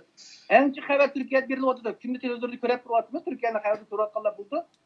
Bizning Türkiye faoliyatchilarimiz enchi faoliyat qilyapti. Yezimizde televizor profesör doktor Türkiye'de bir Uygurlar nisbeten axborot erkinligi bor. Onu yaman Türkiye ölçüp bunda yaşar. Ama Türkiye hükümeti olarak Uygur'a ilk çıkmadı da. Çünkü Türkiye'nin özünün derdi var da, özünün alımı kaçıkta bağlı var. Şuna kadar mesele var. Yani bu haberinin teki menbaasının kançaklığı biz bilmeyiz. Ama bir yerde Türkiye öz bir çıkardı, o Türkiye özünün menfaati geldi, özünün menfaati çıkardı. Yani bunu işte Uygurlar biz kontak kılıp özümüzü şu ayyancatını kontrol kılıp özümüzü çetki alalayımız ya ki özümüzden menfaatçının kalalayımız diye Türkiye. Çünkü bunun da hazır o Avrupa'daki ya ki Amerika'daki Uygur teşkilatları bu hazır yeni bardağa Uygurlarla kontrollanmayız. Mesela Suriye'deki Uygurlar kitlemendisi onu bizi hiç kaçını kontrollanmayız. Çünkü bizim onlarla alakamız yok. Bizim burada bir gücümüz yok. Onu ekstremist Türkiye'ye mekterleydi, ekstremist Amerika mekterleydi. Biz eklemeyiz. Şunu bir yerde ağaç ballarga bir yerdeki malumatın doğru bir malumat verdiği yolları tapsak olur değil mi? Şuna Türkiye'ni to'liq qarlab, to'liq onun tushuntirib qo'ysak, çünkü Türkiye'nin bizga muhim bir davlat. Amerika o'xshashlar. Bir kun Türkiye ile Amerika yaxshi bo'lib qolsa, yana Türkiye biz tarafga o'tadi. Hozir shuningdek Türkiye'ga bo'lgan bu xabar Türkiye andaq uchun bundaq yilda Türkiye butunlay qarilatmaydi. Balki biz azroq qurban bo'lamiz, lekin yana Türkiye bizga kerak. Rahmet, Allah razı olsun. Mehmet Toktay bendim sizle telefonda var mı? Sizin ama başka avazlar biraz kirab bardı, biraz tinchroq yavosi yaxshi. Men so'zni sizga qaytarib beray. Nuri Musabayev efendimninki so'zini angladi balkim. Sıra anladım ben. Sizin fikrin ben şunu o tarafa kirmayman. Türkiye'de bolup etkenlerini köratımız bizden köprek hem de Türkiye'de siyasi kararını verdiğin hükümet boğandan için Türkiye hükümetinin bu işe nisbeten pozisyasını biz bilgimiz için hem de şu hükümetin siyasi kararı Uygurlarmış şu boyunca bir yol tutulduğun gibi. Halkının narazılığı köp Allah'da siyasetke aylanmaydı, hareketke aylanmaydı. Amerika'da mı Avrupa'da mı bir yerde halkının çok narazılıkları buldu. Onun olan hükümetin siyasetlerini almış kalmaydı. Onu biz bilmiyoruz. Hem de bu müthimadaki mesele kelsek hem de Navada Uygurlar şu işe tayarlığımız degen şundak bir nesili olsa bu işte hem de kaysı devlette şundak bir ahvalına oturup çıkış ihtimallığı vardı. Onunla kalıcı geçiş gerek. Benim hazırki küzütüşümde hem de şundak kalayma çıkış ihtimallığındaki en güçlü devlet Pakistan. Pakistanning sharqiy shimolidagi Gilgit-Baltistan rayoni Pakistan kontrol qilgan ziyovlak vaqtida avtonomiya berilgan rayonlar. Keyin uni Pakistan hukumati bekor qilgan. Ikkinchidan Kashmir rayoni. Kashmir rayonida belgilik nupus bor. Bu yerga Xitoy ko'z tikyapti. Anadan keyin Xitoy belgilik askarmo, ishchi va boshqa qiyofatlar bilan yo'llayapti. Shunlashqa qalaymiqanchilik chiqsa shu yerlardan chiqishi mumkin. Shunlashqa diqqatni Vahan koridori VBLga burmay, agar bir ishlarni qilishga gap qilsa shu yerlarda bo'lishi mumkin. Faqat mushuni qo'shimcha qilay dedim. Ya'ni bu o'yanga kelishki bo'lmaydi demoqchisizlar. Shunda hozircha o'yan yo'q o'tirdi demoqchi. O o'yan yo'q. Xitoyning bir bahona bilan o'zining bu chet elga qo'ygan askariy bazalarning haqqoniyligini ko'z tutish uchun shundoq bir yolg'on xabarlar bilan men bu yerga askariy baza qurmasam bo'lmaydi deb shuning zimin hozirlayotganligi mening bunimga puravotdi. Mening his qilganim shu. Rahmat. Boshqa aytib qo'ydigan so'zlar bo'lmasa sizni telefonimga olaman. Ko'p rahmat. Sizga ko'p rahmat. Söz Nijat bilan Abdug'ani qarindishimiz qoldi. Qanday ta'sirot qilyapsizlar? O'tirib Bir ketdingiz. nuqtani qaytib qo'yishni muvaffaq edim hozir. Biz avval qilmagan narsa Xitoy 2017 kampini ochgandan tortib 3 xil kuchga zarba berish, radikalizm, ekstremizm, bölgünçilik deb 3 kuchga zarba berish deb shuni nima qilib kelganti boshlabda inkor qildiki, buning bog'lig'ini 3 kuchga qarshi qilganligini da'vatidi. Mushu xabarning nimasi bilan Xitoy Uyg'urlarga va Sharq Turkiston xalqiga bo'lgan zulmni texnik kuchaytirib va davomli turda haqliq qilgan holatda texnik kengaytirib berish imkoniyatini yaratildi. Shu xabarning nimasida. Bu ya'ni Xitoy tashqi jihatda o'zining zimin kengaymichiligini qo'g'dash, haqliq qilish uchun askariy kengaymichilikka ishtirok ichki nimasida Sharqiy Turkistonda berayotgan zulmini haqliqlashtirish va buni texnik keng ko'lamda xotirjam bir berishga yo'l berdi degan bir narsa chiqdi. Andan keyin bir Uyg'urlarningki musulmonlarga yetkilish janglarning nimasi tayyorlik to'g'ri qabaytib gap bo'ldi-da. Biz manda bir narsani o'ylash kerak. Bizning deyishayotganimiz endi quruqlik, udul askariy jang. Bugungi kunda janglarning nimasi dunyo taraqqiy qilib, sahada keldi. Mesela elektronlik, asboblar orqali, sun'iy amr orqali, iqtisod orqali, psixologiyalik orqali, hatta ximiyalik qurollar orqali, fiziklik qurollar orqali nurg'un usullar ifoqli. Endi bizningki Sharq Turkiston xalqi haqiqiy asnaq bir o't yurak asnaq bir Sharq Turkistonning uchun xizmatda bo'laman desa, uning bevosita bugungi bir xabarni anglab, asos olmagan chilliq nisbati noyat tuvan bo'lgan bir xabarni anglablamki, yugurib butun asli shuni yo'qtib, u yerga yugurib berib, u yerga kelishning nimasi yo'q, ehtiyoj yo'q. Albatta o'zining sohasida, o'zining turayotgan mamlakatida, zaminida o'zining qo'lidan kelgan sharoit doira ichida har xil sohada o'zini tarbiyalab, yana bu Xitoyga qarshilik bir jangning ichiga tayyorlik oldi kelaydi deb qarayman. Shunga demoqchi o'g'lim, jang faqatlamki yugurib berib shu zaminning nimasiga o'tib yurish emas. Har xil sohada yana jangga tayyorlik qilib bo'ldi demoqchi. Xo'sh. Mening so'zim tugadi. Rahmat. Abdug'anijon bilan Nurikam ikkinglar o'tirib ketdinglar. Men gap sepmay sizlar so'zlayvering. Mening aylan qazimada ikki xil fikr bo'ldi. Biri Nurikamning fikri bilan Gemrisiya Mehmetjonning fikri bo'ldi. Sal yaqinroq tutib qo'ysin nimani?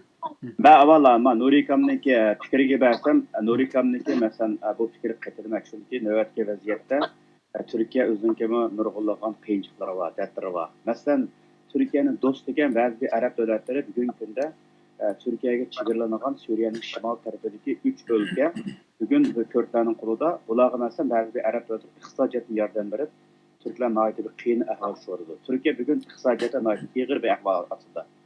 Shunga masalan to'g'ri davlatningki ba'zi bir pasif siyosatlari bo'ldi. Bu pasif siyosatni men qo'llab-quvvatlamayman.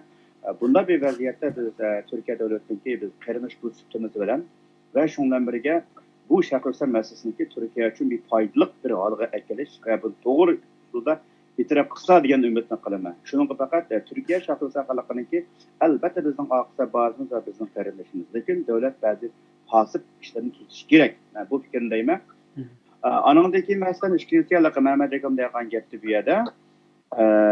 Ayada nim bolmaydı deydi. Mesela pişkan oturdu bines yok deydi. Doğru pişkan bines yok bugünkü vaktimiz bu yerde. Şununla bu meseleler karındaşlarının yakşı oyunlaşmayı ve dikkat kılıştığını konu. Çünkü bir ATV diyen Türkiye devleti vekili kılanmaydı ve Türkiye halkı vekili kılanmaydı. Benim degan gepim bu hem. Şununla birlikte mesela apayı dep ötkenimizde Müslümanca akıllık buluş gerek. Çünkü biz 1990 yılının ahırdaki Tacikistan İslami Gülünüş bilen Rahmanov hükümetinin oturuşda, Şahsuza'nın çıkışı da doğan canlılarda kanday bir işler yüz verdi. Onun da mesela Karabağ meselesi, Çeçeniye meselesi, Bosna-Herzegovina, Kosova meselesi, bir yerde nurgun bir meseleler var. Müslümanlık aldığı nemi gelse yüreklanki onu anması gerek. Tefekkür kılışlar, oyunluş gerek. Bir işin kavatlı zaman kandan netin çıkıdı. Bizdenki yani bir mesela bir topraknınki kayıtıp edişinin gaye, yani Müslümanın gaye bir nişanı, evvelen şu besan toprağının kayıtıp ediş ve Müslümanın vakit sahibi yani besan devlet halkının kim bu işin kayıtı nazar, yakşı bir güzel bir yaş için elbette kıldıgan can bu. Şununla mesela bir yerde dünyadaki imparator güçlerinki, dünyadaki bugünkü oynayıvatkan Amerika ve Rusya şundan birge bulan arkasındaki bazı bir devletlerinki oynayan siyasi hükümet küçük bombasından belki şunun işte üzünün nisbesini doğru işletiş gerek bir yerde. Şuna meselege yüce dönemez akıllı muamele kılış gerek. Çünkü halk yığıncaklap gelsem halkımız Tacikistan meselesi ve Kırgızistan ve Özbekistan'daki aynı devirdeki Batkan vakası ve şundan birge mesela Çeçeniye, Kosova, Bosna-Herzegovina, Karabağ Katarlık işlerden sabahlaştık. Bir örnek versem 1995 yıllar etraflarda şu Bosniya'da uğraşkan Enver Şaban Katarlıklarının ki şu Bosniya Müslümanın yardım için bağlan nurgun Müslümanın balları ve nurgulları erkil sebeplerin bazen işler boğanlıkın siyasi uyularının kurban boğan işler var bir yerde.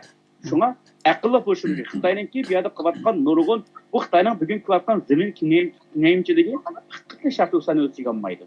Bu fakat bir yerde Pakistan'ı ölçüge almaydı. Bu tay apay mesela Nuri Kambosto, Necat Naidep ötte bir yerde Bedakşan'daki Xitay'ın gerbi bazıları ve Pakistan'ın hareketleri mesela yakın karaydıgan bolsak Silbines Asitay. Ramon Tiger aynı der üzerine bölüsler mesela katı kuruşkan devletler bilen şu vakit Xitay yardım bergen. Aldığında birkaç gün karayan bolsanlar Sri Lanka hükümeti Xitay'a olan kazını kaytaranmay özünün deniz portunu ötküzüp durdu degan bir haber işte okudun ama Akasama haberde. Mesela Afrika'daki bazı bir ürünler kaydır bulanmay mesela Xitay'ın tutulup atıdı. Şuna bir yerde Muhammed Mahathir dedi ki Muhammed dedi ki mesela Malasya'nın baş ministeri Xitay aldığında çamdan pullarını götürüp geliyordu. Dostum pulunu alırsa ama bu kazını kanda kaydırış bir mesele bunu oylan dep bazı fikrin oturup yo'qluq. Şuna men bu iş fikir qarta degan fikrim ja to'xtama. Nurikan saqlab ketdi. Ya ben anlattım gap qilya. Ya nimaga bugun bizningki asosan munozara masalasi bo'lganligi uchun shu gapga qo'shiq silishni biroz o'rgansak yaxshi bo'ladi. Bo'ladi yaxshi. Ya anlat hozir munozara asosan bu ATV'den çıkan xabari bizga munosabatlik vakan kardiri Farg'ona bas. Yani bunu kim çıkardı? Yani Amerika'nın ismi var da çıkar. Yani bay deyiştik hem de bunu Abi Mehmet dedi bunu Xitay zakat kılgan ATV'ge dedi. Bu şekilde aşıkkamı bir devletin televizyonesini başka bir zakat xavişletmedi. İşletmemiz Türkiye hükümeti öz zakat xavişletmemiz mümkün. O Xitay emas. Hem bunda tepkim öyle Xitay'ını bek çoğun çağılap özümüzün onun sayısı koktu etsek bulmaydı. Devletin hem ATV işlegemez elbette Türk'ün menfaat için Türk'ün ki bugün siyasi maslahatı işlep burada. Hatta mesela Amerika'nın şeyinin haber işlemezse yani haber bolganda özü investigation ya komiser report haberni bir kanal işleydi. Bu işleyen elbette özünün devletinin menfaatini nişaptır işte hiçbir kaçanda başka bir devlet asas işlemeydi. Haber bolganda o asası qarab buldu lekin analiz karakterli yani reportaj olsa ya ki investigation olsa tadqiqot bu elbette özünün devletini asas kıldı. ATV elbette bugünkü günlükte Türkiye'nin menfaatini asas kılıp çıkardı bir de Amerika'nı belki sapıvadı. Hem bunun da Uygurlar hazır biz Uygurlar belki babam da yani vardı elbette. Çünkü bu kızıştıkta biz Avrupalılar bunlarda oturgan bilen Türkiye'deki Afganistan'daki başka Uygurlar ya sınırda mangudu. Çünkü bizge bu günü saklava atıktaydı. Hem Türkiye'de asas Uygurlar Türkiye'de. Bununla Türkiye'deki teşkilatlarımız nait ihtiyacı şu Uygurların bağında kandak vardı. Negi vardı? Şunu kontrol lazım. Hazır eğer biz bir mümkün yapırsak mı Türkiye apartmansa bırakıcı düzene paralar diye. Çünkü yerde Uyghur ba, eğer Türkiye Uygur'unu alıp kurban kılıp kozunu kılıp köydürütümen deydiğen niyeti bolgan bolsa, hazır 100 Uygur'un aeroplan setlap çünkü Türkiye'ninki Afganistan'da bazısı var. Ve turvatkan askerleri var. Eşek apırtlı kuyu teleydi. Ama şuna kadar bazı meselelerde devlet özünün bir oynayman gel oyununu biz halamaylı oyuncudu. Ama bununla bizim Onun için evvel hazır bütün dünyadaki devletlerin kılavatqa işi avval teşvikattan bir uçur berip ötiş. Bulam Avrupa, Amerika qo'llandı bunu çoğun kanallar arkalık. BBC, CNN arkalık bir narsani purtudu. Ondan keyin lam chiqdi. Qo'rquvni ko'targan nima? Qo'rquvni ko'targan kala nima qilmaydi deb bu yilqi bu kadar cho'ngaysak bo'lamdi buni. Ya'ni Xitoy bu xabar orqali qo'rquvni ko'tardi. Belki bir qancha 10 Uyg'urni yoki 100 Uyg'urni boshqalarning qo'l orqali purdi. Bunu mandat tushunsak bo'l. Mesela Xitoy bilan Türkiye o'tirsa bir anlaşma var. Çünkü Xitoydan yuqori bir texnikalik bir talab bizden talab qilyapti. Çünkü Amerikadan alanmagan, Arabdan alanmagan texnologiya, ya'ni boshqarilgan bomba, aeroplan texnologiyasi, yumshoq detallarni Xitoydan talab qilyapti. Agar Xitoy buni bermay, bu qilman deb qolsa, çünkü bu agar Suriye'deki bu urushchilar bu Farg'onadan bu Pokiston chegarasi vaqon qartib bo'lsa, Xitoyning bir yo'l tushi mag'lub bo'ladi. Chunki ashadin o'tadi emas, u yerlar atugin bexatar bo'lmaydi. Agar buni buzuytiman deydigan bo'lsa, 100 mujohidni avvalsa Xitoyning bu tushi mag'lub bo'ldi. Buni Turkiya o'ynay oladi. Mushunda bir propaganda chiqarib, Xitoyni sen deganni men bermasam, mana Uyg'urlar ketib bordi, Amerika ketib bordi, men emas degaplar. Türkiye özüm oynayalıydı bunu. O yolunu tosap kılış doğru iş bu. O yolunu tosay doğru. Bizden mevcut. Lakin bu Türkiye onun menfaatini var demez. Bu yolu tosaş garip bir nispetten doğru. Türkiye için bu doğru demez. Çünkü Türkiye için bir bakmıştık bir devlet. Xitay'da en çok menfaat yol hakkın devlet. Ama Türkiye bunu tosay hakkında men emez. Bunu başka Şarkı Türkistan mücadele tosaydı. Diyen banalar özü burada prokoydu tosaydı. Çünkü Xitay'dan aldığı neçe milyar pulunu alırdı. Ya ki teknikini alırdı. Amerika'dan boğandı mı? Xitay'la Amerika'dan sap koydu. Ayakta bu devletle oynadığı oyunun bir parçası. Yani bir yerde biz Uygur kançilet piyetimiz.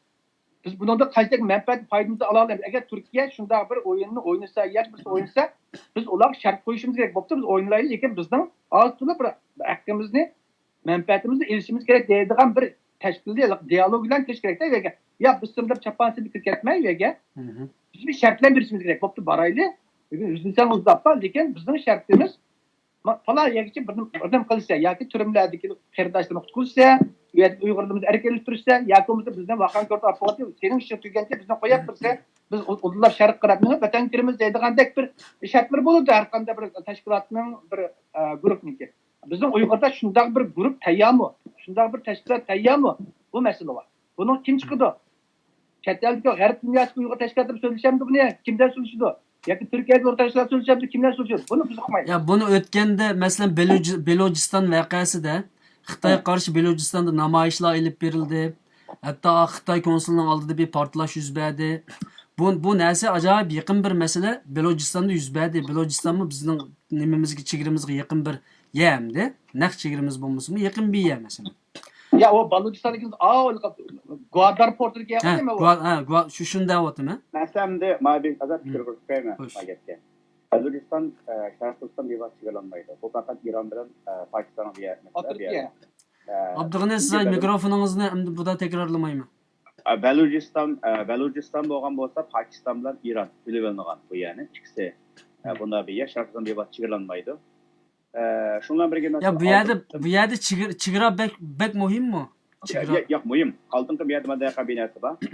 Aldığın katım şu Pakistan'daki Balochistan, Pakistan'daki Xitay'a açmaz hücum kan. Şu Balochistan askerlerindeki komandanını aldığın katım Xitay yol tepki koyacak. Öldürmesi Pakistan'la. Mesela oradan tepki oturup bu haber çıktı bu nerede? Bunu bir haberine bırakıyor çünkü haberde bu okudum. Senin avazır bek boş Abdülgani.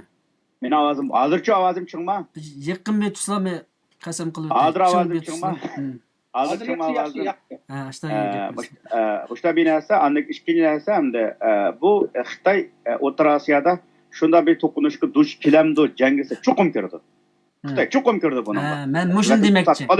Çok umkirdi bununla. Lakin bu cengi çok umkirdiği için evvelen Şarkı Türkistan halkı oylanish kerakki. 1979 yıldan 89 yılgacha Sovet Qizlar Armiyasi qanda jangga kirdi, qanda chekinib chiqdi. Shunga bir nurg'un siyosiy o'yinlar bor. Javob chuqur kirdi bu jangga inshaalloh. Ben abay başta degan gapim şuti. Bu narsa yuz berdigan bir mesele-chu. Aş Vaxan bilen bu Fergane, bu Belochistan, Vaziristan, Badaxshan meselesi. Bu aldığımızda bir görüşümüz gerek. Gözümüz çokum Xitay bu meyli o yer asker yötkeşni maksat kılsın, maksat kılmasın. Xitay asker yötkemisi mi? Şarkı Türkistan mücahitleri ya ki Xitay zulmü karşı güçler bu yer bası buluyordu benim şahsi fikrim. Elbette bu yerde başka bir yolumuz mu var mı yani? Bunun için başta ben şu Xitay O'rta Osiyo jangi cho'qim kirdi va Xitay tarixida O'rta Osiyoda, ya'ni Sharqiy Turkiston tuproqlarida qanda sharmanlanchi mag'lub bo'lgan bo'lsa, yana shunda sharmanchi mag'lub bo'ldi. Bu jangga kirdi Xitoy. Xo'sh. Nicat sizning so'zingiz bormi buning nisbatan? Bence yani soğukkanlık bilan nima qilish kerak deymi bu masalaga. Hozir berish, pamaslik vatandaşlarning nimasi bu birla xabarga asoslanib bu siyosiy urilgan vukulninki hayajonlantirish vukulning nimasiga asoslanib ketib qilish biraz aldırak bo'ladi. Chunki bütünlay to'liq bugungi kunda masalan 100 dan Uyg'ur bosim bu yerga qayerga o'rnashdi, bu insonlar qanday qilib qoladi, qanday yashaydi, nima bilan bularni kerak ma'lum bir organ bormi, tashkilot bormi? Bu narsalar o'ylanish kerak. Bu bag'anlamki chegarasiz tekshirilmaydigan davlat emas bu yanda. Agarda bu orqada bir kuch bo'lsa, buni o'rinlashtirishi mumkin. Ammo bunda ehtimollikni biz hozir ko'rmadik biz. Bunda holatda vatandoshlarniki bu urilgan siyosiy vukulni to'g'ri azm qilmasdan ketib qilishi, bu bizning Sharq Turkiston davosiga tashqi jihatdan bizning qarilishiga foydasi bo'lsa, ichki jihatdan vatanda texmi cho'ng zulmlarni olib berishiga, ishlarni echib berish mumkin, Xitoyni texmi haqliq qilish mumkin bu narsalarga. Onun üstüne devatkan bir yerki Daesh hareketinden dünyada bir harlangan bir hareket. Bununki nimesiga münasebet Xitoy yıllardan ya bağlanıp bulanmayadı bizning meselemizni. Bu dava hatta Sharq Turkistonning Yevropa, Amerikadagi da'volarimizga mı ziyon urilishi mumkin bu narsalarchi. Şu vatandaşlar buna narsalarni olganda o'ylanish kerak. Jang qilish nihoyat oson, jonni berish nihoyat oson. Ama jang qilinishdan burun puxta bir tayyorlik bo'linishi kerak. Yani Nicat sizin sözünüz qaraganda siz bu oyanga kirishni xohlamaysınız yani. Ya da demedi. Ya bu yer manda bir mesele var çok qarindoshlar, unda demedi, men buni tushundim. Bu yer manda bir mesele var. Sharq Turkiston muhojirlari, mayli mujohidlari biz ma dunyoning ichidagi oyanga kiramdik, kirmamdik meselesi var bu yerda. Biz bu yerda manda bir narsa aytamiz. Abdug'ni dedi, bu urush cho'qim bo'ladi bu yerda. Biz Xitoy bilan bu yer cho'qim robro kilimiz dedik-ku abay. Men bu fikrga qaytilman. Undan keyin Nurikan bir gapni dedi shu abay. Agar 100 dani mujohid basa, Ipak yo'lini to'sab qola oladi. Men bu fikrga %100 qaytilaman. 100 adimimiz bo'lsa, bu yerda o't yo'lni to'sab qoladi. Chunki bu bir temir yo'l. Bu temir yo'l deganga 10 odammi tetiydi, 100 odammi tetiydi, 2 odammi tetiydi. Davomli bu yerda bir partizanlik, bir mujohidlik bo'lsa, masalan, bu iliq siyosiy tarafdan to'g'ri emas bu narsa. Ammo biz o qadar narsa keldik qarindoshlar. Biz iliqi chetda turib o'lishdan nurg'un hozir bu inkoslar to'shib ketdi. Hozir bu nimaning ostiga qarindoshlar yozyapti-ki, bizning xalqimiz endi hissiyot desakmi bo'ladi. Ammo bu yerda yana bir narsa bor, ochiq deydigan bir narsa bor. Bu yerda xalqimiz bu yerda turib o'lamdiq biz. Bizimiz Shvetsiyada, bizimiz Gollandiyada, bizimiz Amerikada turib o'lamdiq.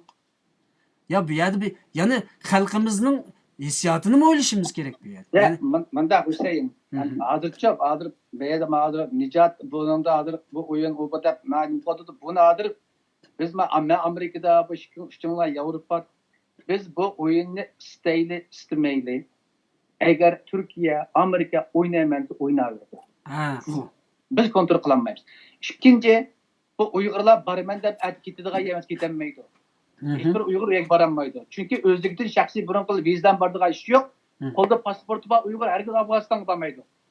Bu endi Turkiyada bo'lsin, dunyoning har qanday bo'lsa qo'lda pasporti bor, muqim bir yashayotgan Uyg'urning hech qaysi bu yerga bormaydi. Yani hozir xotirjam Uyg'urlar urush qatnashmaydi demoqchisiz. Ya endi urush demaylar, endi xatarlik deb qo'yaylar, bu yani urush emas.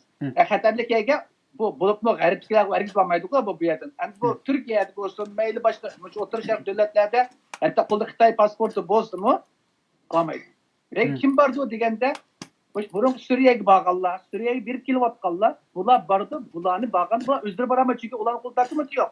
Turkiya qanday dokumentsiz kirgan bo'lsa, uni agar vaqt kelganda hech qilmasa, yana shu Turkiya yoki yana bir davlat chiqib Afg'onistonga sizlar biz uqmaganda kuchtagan qondira oladi. Bu davlatlarning qo'liga keldi. Buni anki apay nima desa, Nijat uyaga bos qayerda turdi, qanday turdi, nima deb turadi. Nima deydi? Bir urushga borganda nima deydigini, nima uchun o'ylashmaydi. Uyaga bismillah bordi, plan bazi bilan bordi. Borganda uning berishidan burun nima turib, nima deydigan, nima ish qildigini uni appagadan sizlar tayyor turdi. Necha kunlik oziqi, necha kunlik turadigan o'q doriları, hatto qancha yil, qancha vaqt turdi, qancha vaqtga o'ldi deganlarni hammasini hisoblab qo'yib turdi ular. Hozir dunyo ashunday qilib turdi. Bizni o'ynayotgan cho'ng davlatlar ashunday o'ynaydi. Masalan, o'zidan olib qolsa, o'zidan bir yildan o'landi yoki qaytib kelandi, bularni hisoblab turib turdi. Shuning biz buningga hozir bu Amerikadagi biz chet el Uyg'urlar bu Uyg'urlarning berishini kontrol qilolmaymiz. Buni kontrol qiladigan kim bo'lsa, yana Turkiyadagi Uyg'urlar. Türkiye'deki Uygur cemaati, Türkiye tashkiloti kuchli bo'lib, bu Türkiye hükümetinin bergan mush xabarni tutib o'zish kerak. Bu xabarni berdinglar. Buning qanchaligiga olgan qo'sqinlar nima qilan bor? Uyg'ur yana nega pirsam? Hozir Xitoyning qirg'oqni olsa, sizlar turk qirg'izchilar yana qizni qiramsa yoki bizga bir iyilik bir yo'l bormi deganni bular so'zish kerak. Yani sizning so'zlaridan bu yerga borsa xato bo'ldi degan gap chiqdi. Ya, ben hata demedim. Bundan demiş ki Türkiye'ni biz bizden qarindoshlarimizni u yerga olib borsa deb sotlaymiz. Endi bagan biz o'shdan biz buni bir Uyg'ur tashkil bilish kerak deb bilish, sotlashmamiz bagan ekan. Bir to'xtam bilan berish kerak deb yerga. Ya albatta. Türkiye bir davlat o'z vaqtida o'zining Anvar Pashamni Tojikistonga yo'qolib ketgan vazifa bilan berib. O'zining tangliq pashasimi. Agar Afg'oniston uyalarmi bir baskemet bir yol eğer Türkiye üçün. Şununla bir bağa adamını elbet ki ortada Türk teşkilatı bir kendinin bir organizasyon mesulü bulup bir apırışka karpaya Türkiye için yüzde uygun çıkıp apırış bulmaydı da. Türkiye biz Uygurlar paydamızdayız. Türkiye bizden paylanırken biz mi Türkiye'den bir paydanışımız gerek. Şartlan kirişimiz gerek de. Mesela Kurtlarını hesaplasak Irak Kurtlar kandak bir gün alak gelse bir günü Orus'unu oynar, bir günü Amerika'da oynar, bir günü Xitay'da oynar. Üç tarafını oynayıp durup bugün kaldır geldi. Biz Uygurlar bir yegil İslam'da biz mi? Kimden menfaat tekse onundan ilet. Eğer menfaat karşı onundan nereye gidecek? Bizim bir yol tepişimiz gerek. Bakan kartı biz parayla ya Türkiye yapmasın ya Amerika yapmasın. Bizim menfaatimizin asas kılıp bizim adrak bir menfaatliğine şekilde bir gerekler ya kurup öyle bir şey mi? Elbette. Hem de çüştü gepiniz. Hem de çüştü. Bağsak barlı ama berip lölep ketmeyli bir baş ayıqını oylashib nim qilayli demek siz hem de Nijatning so'zidan ya men mundaq bir narsa bor. Ya biz ma xalqarалық o'yinga ya kirayli ya kirmayli-chu. Men mushuni arayam, men bu siyosatchilardan arayammatimi? Mujohidlardan arayammatimi? Biz o'yinning ichidami, tishidami unimi bilinmadim. Ya'ni buningda hech kim o'zining keskin bir nemisini nim qilmadi. Abdug'ani siz deb bakın siz bu o'yinning nerede? Bu o'yinga kiramsiz, kirmamsiz? Oyunga, mesela bu oyunga. Ya apayta ben depettim bu oyunga mesela bu Xitoy o'tirasi bizden inşallah şudur bununla bir hiç kim bununla hiç kim inkar qilmoqchi emas. Nuri kam deydi mesela bu o'yin o'ynalgandan albatta o'ynagan odamlar ashunda hozirlikni o'ynab andikin o'ynaydi deydi. Shundan birga Uyg'ur bu o'yinni men nada? Men olgan menfaatim qanchalik, Uyg'ur xalq qanchalik nafratsa mani gaplash deydi. Nijat qilishimiz deydiki, bugungi navbatdagi dunyoninki navbatdagi siyosiy vaziyat bu hozir pishib ketilmagan. Bunda vaziyatda hesab olanki bir ish qilmaslik kerak. Aqldan bir şey deyapti. Ya meningga degan gapim bu. Bugungi masalada biz bu nazar qilishdan burun Xitoyning iqtisod ahvoli qayerdan qayergacha, Xitoy ishlarni qilyapti. Xitoy o'tirasi dağlı ne kuchi nereden nekacha, Afg'oniston Pokiston kuchi nereden nekacha. Aynder mesela bu Talibanlarınki birden mesela Ürümçi'de, birden Pakistan'da, birden mesela Doha'da, Katar'da jurnal çıkan olsa, bugün mesela aldığım katım resmi Rusya'nın sahipkanlığı bilen, bunlar Moskova'da mesela bu katım bir vakit halatda özü getirip mesela Doha'da jurnal çıkırlar. Şimdi bir yerde Xitay Nemişka oturamay kaldı. Bir yerde bunda binasın bakıyor. Çünkü Taliban'ın oturup koygan binası var bir yerde. Sen bizimle geplese bizim siyasi küçük Tunis'ten de vardı o yerde. Çünkü Amerika'ya koygan talep mi bu? Şunga bu siyaset degan narsada mengülük düşman, mengülük do'st bo'lmaydi. Bu tarix qarab boqadigan bo'lsak, shu yerda hammamizning o'rtaq fikri kelgan narsa shuki, albatta xalqimiz bu o'yinning ichida biz bor, ama bu o'yin faqatlangan xalqimiz o'yinni bu yerda qurbonlik qo'yib bo'lib ketmay, xalqimizning manfaati chiqish to'xtagan asosda albatta bu o'yinga kiramiz, lekin bu o'yinda xalqimiz qancha manfaatni oladi degan ma'no fikrni o'tirib qo'yadi. Shundamish kelan, magabni qilyapsizlar qadrlashmasam. Asosan o'xshash to'g'ri fikr qilyapsizlar inshaalloh. Nijatga so'zni qaytarib berildi. Nijatni men shunga qaraganda biroz siyosatchiroq ko'rdim. Nijat ya'ni siz faqat siz ya'ni biz bu sahnaning ichidan o'rin olmay turgan bo'lsak degan narsaga to'g'ri taqim yaqin qaraymiz. Yani bugungi kunda dunyoning hammasi ideologiyalik jihatdan qutuplaşgan ama coğrafiyalik, iqtisodiy, siyosiy jihatdan bir-birimizga chambarchas bog'langan hamma davlatlarning manfaati bir-birisining ustiga chigishib ketgan bir holatda turyapmiz shu. Albatta Sharq Turkiston davosimi dunyodagi eng muhim siyosiy davoning birisi. Gerçi xalqimiz buning nimasini to'liq yetib olmagan bo'lsakmi, buning nimasi dunyo cho'ng kuchlarning o'rtasida nihoyat muhim rol o'ynaydi. Masalan, Amerika, Rossiya, Xitoy, hatto Hindiston, Yaponiya qatorli davlatlarning nimasida bizning davoyimiz nihoyat muhim rol o'ynaydi. Endi bizning Sharq Turkiston xalqininki, Sharq Turkiston davlatining davosiniki bizning cheklik bir imkoniyatimiz bor. Yanchog'imizda bir dona o'q bor. Ya bir dona eng oxirgi o'q. Bu o'qni joylab to'g'ri etishimiz kerak. Agar bu o'qni otolmasak to'g'ri, bizning eng oxirgi fursatimiz ketib qoldi. Ammo bugungi kundagi chiqayotgan shamollar, dunyodagi o'zgarishlar, o'xshamagan qutblarniki o'zaro chetishi bir-birisiga bu bizga bir yaxshi bir yo'nalishni akilyapti bu holatda.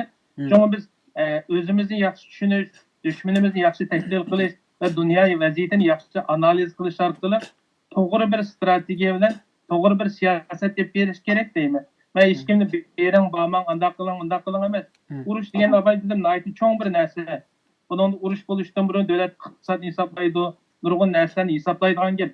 Shuning o'xshash bizning insonlarimiz yetkilishdan burun, qadamni bismillah deb uyda elishdan burun, shunday bir nima bel bog'lashdan burun to'g'ri bir hisobotlarni qilib, andan keyin nimamizni bassak, kunubimizni bassak, yeni ketishmaymiz demakchi. Mening demakchi o'qidim shu. Ham tushunishli bo'ldi. Sizlar biroz nimangligi tegmasam ishingizdikin deb bilmaydigan o'xshaysizlar, shunga ba'zi qarshi fikrlarni qildim. Hozir bu to'rtaylan o'xshash fikrga kirib qolganimizning o'zi bir toz yaxshi bir ish emas deb qaradim. Ya'ni undaqda men so'zni nimaga beray?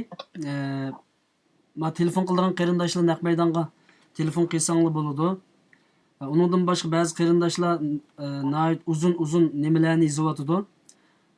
Men to'la telefon qarab o'tirib olsam ekran yaxshi bo'lmaydi ekan. Bo'lsa naq maydonga telefon qilinglar, savolinglarni men o'qib olmayman chunki yomonchiq savollarni tushyapti.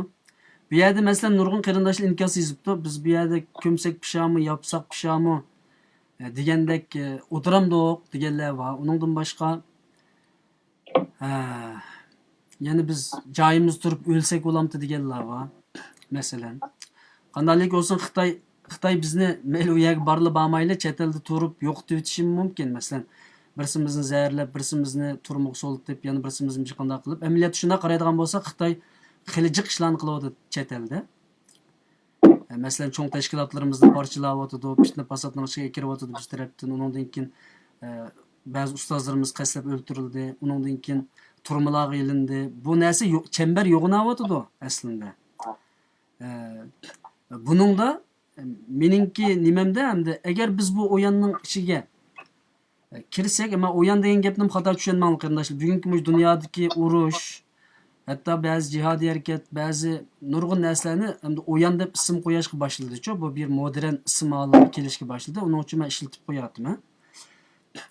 Biz agar Mandaqchi Hüseyin, bu shunday bir ish, masalan, boya abet urush degan bir yerda hozir urush uchun bo'lmaydi. Bu urush lekin hozir ma'lum Nijat deydi, bu urush nihoyat yuqori saviyali urush ko'rdi. Undaqlik strategik shu urush bu yerdagi urush bir hit and run deyilgan bu inglizlar. Aslida urush bo'ldi bu urush bizning dag'al urushi. Ya hazır uruş zadi bir atom bombası bilan qilinmadi da hazır Suriyadagi, Iroqdagi, Afg'oniston urushning hammasi qari bilan qilinmadi. Dabay bizga. Ya o mu shunda yani bu da Nerede bir yerda uzun jiroqdan jiroqqa bomba yetgan bir urushni ko'rmadik yaqin bir qancha yil mobaynida. Faqat qari bilan bo'ladi. Suriyadagi hiçbir qachon da hozir urush o muntazam tank banklar bilan aeroplanlar ketgan urush bu da bir Suriyada azroq bo'ldi, lekin bu bizning Uyg'urlar Xitoy bilan bo'ldigan urush deb qo'ysak, masalan, urush emas-ku deyek. Hech bir qachon unda cho'ng urush, chunki biz Uyg'urda unda urushadigan bir ishimiz yo'q. Biz eshakdan boshqa hech nima bo'lsa urushdi. Bu o'zladanning yerga bo'lgan kuchi bu Xitoyni 100 milliard dollarga ziyon soldi. Bu bir iqtisodiy urush bo'ldi bu yerda.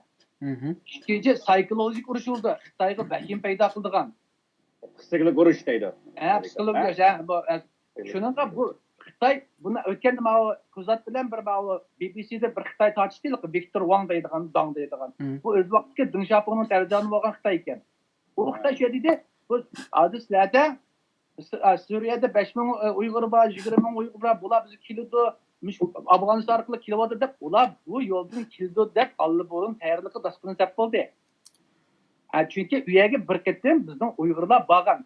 1990-yili Barit inqilobi bo'lganida rahmatlik Mehmet Rıza Paşa sizningki surtingiz ko'rinmay qoldi Nurika. Shunga shu boshda men to'g'rilagandek o'ltasang yaxshi bo'ldi. Sen boshqa ketib qolgan. Endi ko'rindimi? Sen ustigirak to'g'rilab qo'ysiz, qapma kishi kim ustiga taqab qo'ysiz. Sizlar o'zinglarni ko'rganda ko'rinmaydi ekandichu. Ha, okey. Tamam, bo'ldi endi. 1990-yilda Barit vaqasi bo'lganida bu rahmatlik Mehmet Rıza Paşa shu vahankardor bo'lgan ekan. Ya'ni vatanda bir ish bo'lsa, shap bo'lsa, chunki Afg'oniston shu vaqtida Turkning bir NATOning bir birlashmasi borki, shu vaqt shunday ketgan 90-yili. Bo'lgan ekan. Chunki bu vahankardordan bir yo'l etishni bu bizning Sharq Turkistonga yordam qiladigan davlat tashkilotlar uzundan strategiyasi bor. Bu yo'ldan bir kirish yo'lini izlayotgan. Endi bu xabarning chiqqanining manbasimi, tegimi, jildimi ashna taqaydi. Chunki Uyg'urlarning, Turklarning va NATOdagi burunlarning shu Vahan koridor orqali Xitoyga bir tahdid qilib paydo qilganligini biladi. Shuningga bu xabar chiqdi. Endi hozir dedik bu xabarni Xitoy bilmem do'st bildi. Bu yerda bu xabarning Xitoy qayta ziyon oldi, qayta Uyg'ur qayta qiziq qildi. Bu Xitoy bu chunki Xitoy biz bunda nima ko'zlar qilmaymiz, vatan 2 million Uyg'ur solab bo'ldi. Chetlarda bizning o'rimizni jiddiyatli to'q soldirib bo'ldi, tashkilotimizni parcha qilib o'tdi. Hozir Xitoyga bir bana sabab yo'q. Ammo Xitoyni endi bizning qo'rqitadigan, tahdid qiladigan vaqtimiz kerak. Biroq gapni qildi. Naq mushu masala. Masalan, BDTmi gapni qildi, anglamadi. Masalan, Birlashganlar Davlatlarida 15 kuchli g'arb davlati gapga Xitoy qisqacha qolmadi. Chunki Xitoyda ta'sir qildi. Endi Xitoy qanday qilishga Xitoyni Trump boshlaganda iqtisodiy zarba bera olsa, kuchliroq. Ya bo'lsa uningga mushu bir balbaq bir yo'lga bir tahdid paydo qila olsa, endi Xitoy keyin chekindi. To'xta, men bu ishga adimish ketsam, men xalqatim qarshi mushkullikka dedi. Endi buni hozir sizlar hozir baydaysizlar, biz Xitoyning qilayotgan ishini o'qishni bilishimiz kerak. Biz Uyg'urlar bilmaymiz. Bizning Xitoyning ishini bildik. Unda istixborotimiz yo'q, unda tashkilotimiz yo'q. Biz faqat bir davlatlarning boshqarishi bilan mangamiz. Amerika tashkilot, Amerikadan boshqarish bilan, Turkiya tashkilot, Turkiyadan boshqarish bilan mangamiz. Chunki hukumatlarning axboroti bor. Shuningga bu yerga bu ishlarga biz bek qo'rqib ketmay, avval biz birlik ittifoq qurib, kim qaysi davlatdan so'zlashsakda, avval o'zimizning manfaatini qo'yishimiz kerak. To'g'ri, men sizning aytganingizga mangay. Biz Uyg'ur hozir bu manda bir kun kelib qoldik, sen nima yordam qila olaysan? Bu sen degan do'stingga, sening o'yiningga men desay, bo'pti. Sen bizni kart qil, bizni bo'pti qurban qil. Lekin biz Uyg'ur bugun hozir 3 million turmida, lagerda biz 2 million balchaqlar g'oyib, 5 million nufus yo'qolib ketdi. Bunun qanday imkoniyat qaytarsak, kalishning bo'ldi degan manda bir shaklda biz bir so'tlashmasak, umuman bir şey yapsam bir şey su cho'nqirib tezmi ketib, Yevropaliklar bu suv cho'nqir eqitimiz desa, o Turkiyada tezda jugab o'takimiz desa, shundan bu biz Uyg'ur chiqib ketamiz. To'g'ri. Abay Qabdag'inning degan gapi bilan sizning gapingiz hozir bir yerdan chiqadi. Ya'ni bu oldimizdagi chunki men bu savolni so'ramoqchi edim sizdan, Abdug'inning so'zi qanday qaraysiz deb. Bu oldimizdagi urush cho'qim bo'ladi degan bu bir so'z bor-ku bu yerda. Masalan, unda bo'lsa, biz bu urushni qiladigan davlatlar, masalan, hozir siz deyotgan masala bu. Ya'ni bu davlatlar bilan qanday so'zlashimiz degan masalada bu kim so'zlashadi, kim deyishadi? Masala shu yerda. Chunki hozir masalan bizning ko'p sonli chet elga muhojir Uyg'urlarimizning bu biz vatanni qaytarib olamiz deydigan Uyg'urda Turkiyada. Chiqroq sonliq 20 necha o'tishdan var. Mesela O'rta Rossiyada 1 million Uyg'ur bor, lekin bu Uyg'urlar Shanxay hamkorlikning kontrollab shuni demaydi hozir, ammo vaqt kerak bo'ldi. Endi bu 20 buni Turkiya hargiz qo'yib bermaydi. Chunki Turkiya nima uchun qaytarib bermayapti? Nima uchun Turkiya necha vaqtga shunda Uyg'urlar pasportsiz, qanusiz akirib oldi? Turkiyaning uzun yillar o'ylagan bir plani bor, taktikasi bor. Strategiyasi bor, akirib oldi.